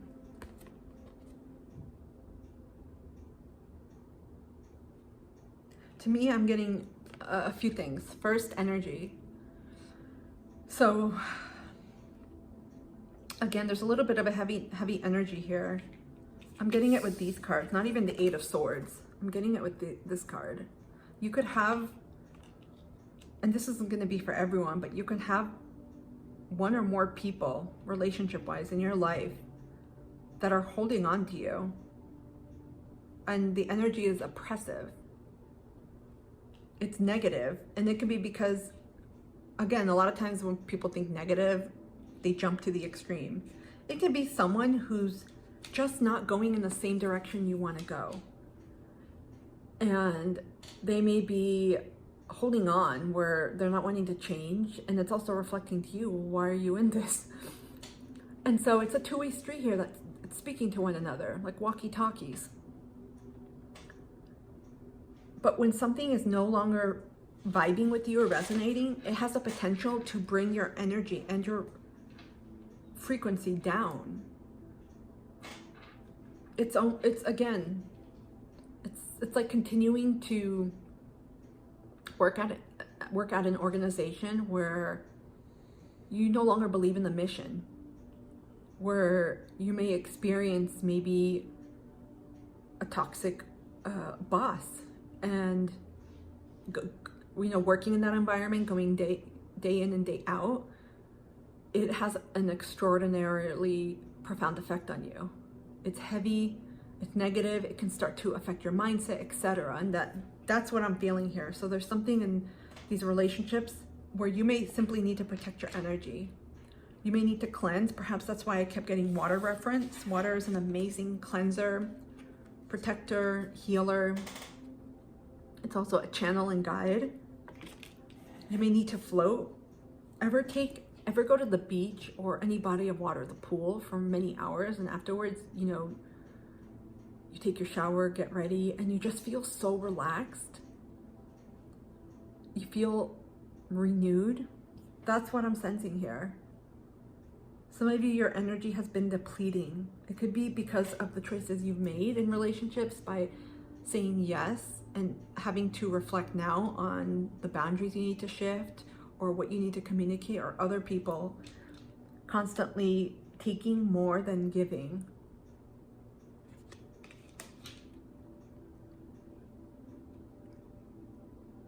It's also about protecting your needs and your wants. We got bubbles. Some of you have to protect your bubble. Some of you may be, I heard extra sensitive. So HSPs, highly sensitive people. When I say sensitive, because I denote folks as creative sensitive. So in other words, you may identify as someone who's a healer. My mind went blank now. In other words, you just may denote yourself as someone who is more receptive to different energies. Energy may affect you. You may be highly sensitive. You may be an introvert too. You may be someone that has experienced trauma recently and is needing to take care of your own nervous system. There's a variety of ways. Creatives, artists, musicians, mystics, healers, shamans, witches, whatever, however you denote yourself, there's a sensitivity radar that I'm feeling here. And this has to do with your bubble, with your energy. Not everyone around you is who they are. And you're gonna start seeing these masks fall off. You're gonna start seeing threads unravel. You're gonna start seeing people for who they are. And so again, pay attention to the mirror, pay attention to what it's showing you. Protect and honor yourself, because these next 3 months are really about getting to know yourself on a deeper level and honoring your needs, who you are, your pleasures as well. Actually enjoying life. Some of you, I feel like, are not truly enjoying who you're in partnership with, romantic or otherwise, and the energies you have around you. Some of you may be feeling restrained or held back. We have 26, me time, enjoy your own company. I shit you not. Look at this. This is the you time. I think I allude to this in the beginning of the reading? This is the time for you. Not everyone's going to be happy with what I'm about to say, but many of you are cutting these strings. You see how they're cutting? Many of you, this is what's happening. You're either walking away from beliefs, and if any people are involved and they're willing to grow with you, that relationship could go on to the next level or another container for further expansion and growth. But for the vast majority of you, I feel like you're leaving relationships, people, environments altogether because you don't want this anymore. You're going towards the light. I said this to Cancer. This is about honoring yourself. For a long time, some of you have been placing other people above you, their needs above you. You've been placing other folks on the pedestals. It's time that you place it on yourself. And interesting, we got yellow here, which speaks to, there's some orange too, but solar plexus energy. This is about trusting yourself, getting to know yourself. This journey may feel like things aren't working out for you, but they are. It's bringing you back to self. And we have moths and butterflies here, which are psychic, very psychic animals. I mean, I think all animals are, but you're transforming. It's a very in-depth transformation within, because these aren't things that you notice overnight. These are things that you've noticed over time, and now it's like the dam is about to burst. Can we get a final card, please, from Archangel Michael? We have 16. It's almost over. Your current challenges will soon be resolved, and you will be able to look to the future with a smile, which again reduces to a 7.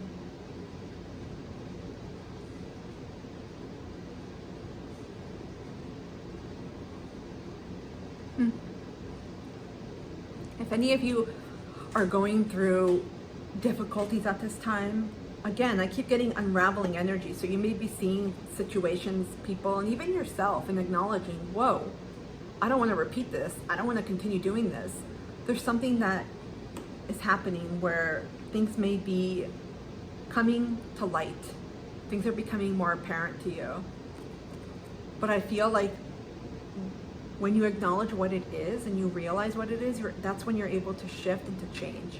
Because if you don't know, you may go in and repeat that.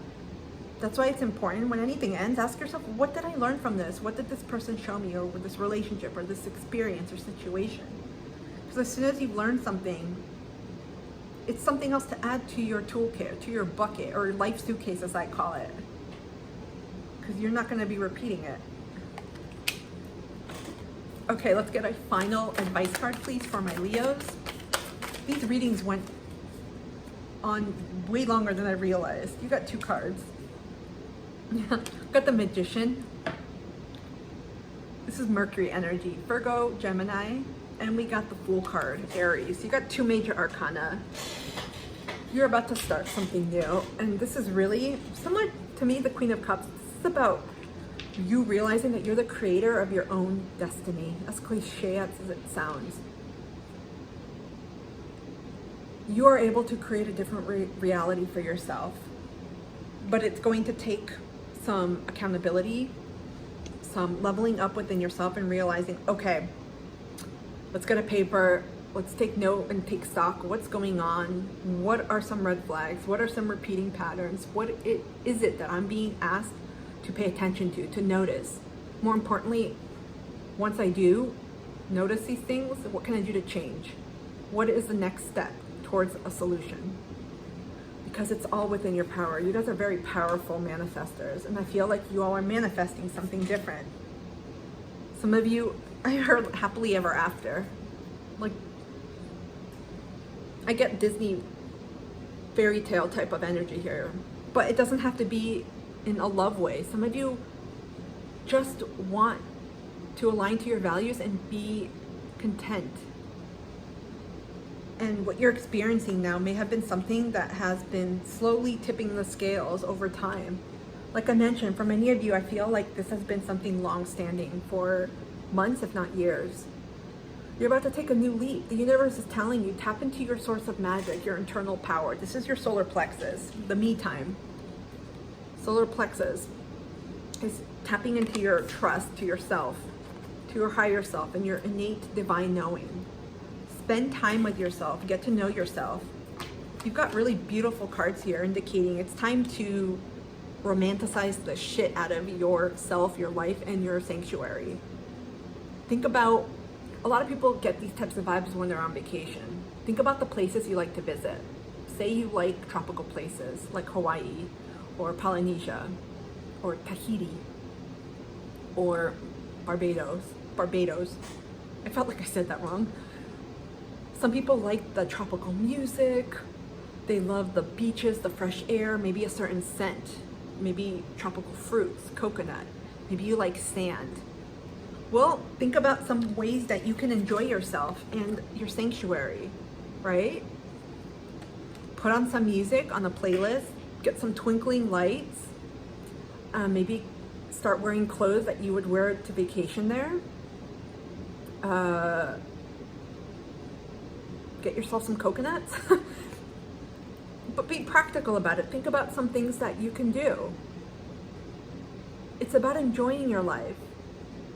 And these are small ways to do it. And a lot of you, I feel, are finding home within yourself, not other people anymore. There's a little bit of an element here of codependency where some of you may have placed a lot of stock in other people and how they made you feel. It's almost like you were intertwined. If they did this, it made you do this, etc. And you're really being asked to unravel yourself from that, because even in a relationship that's healthy, you're not intertwined like that. You're very synergistic beings. You support one another, but you're not responsible for how they feel, for what they do and how they do those things. So this journey is as much of a self-exploration for you all as it is getting to know yourself all over again and who you truly are. And there's a big theme of yellow and lights. Do you notice that? This is about trusting yourself 100% and going on that trust. In other words, taking inspired action from the nudges, intuitive nudges that you get, and you will know. You're ready to start something new. This is it. My Leos, I hope this reading has helped. Whoa, I've been getting major clean out energies for everyone, so you're not the only one. Comment down below, let me know how you're doing, how this resonated or not. Otherwise, I'm wishing you a beautiful rest of these next 3 months. Don't worry, I'll be back with more readings before then. Otherwise, I'll see you soon. Take care.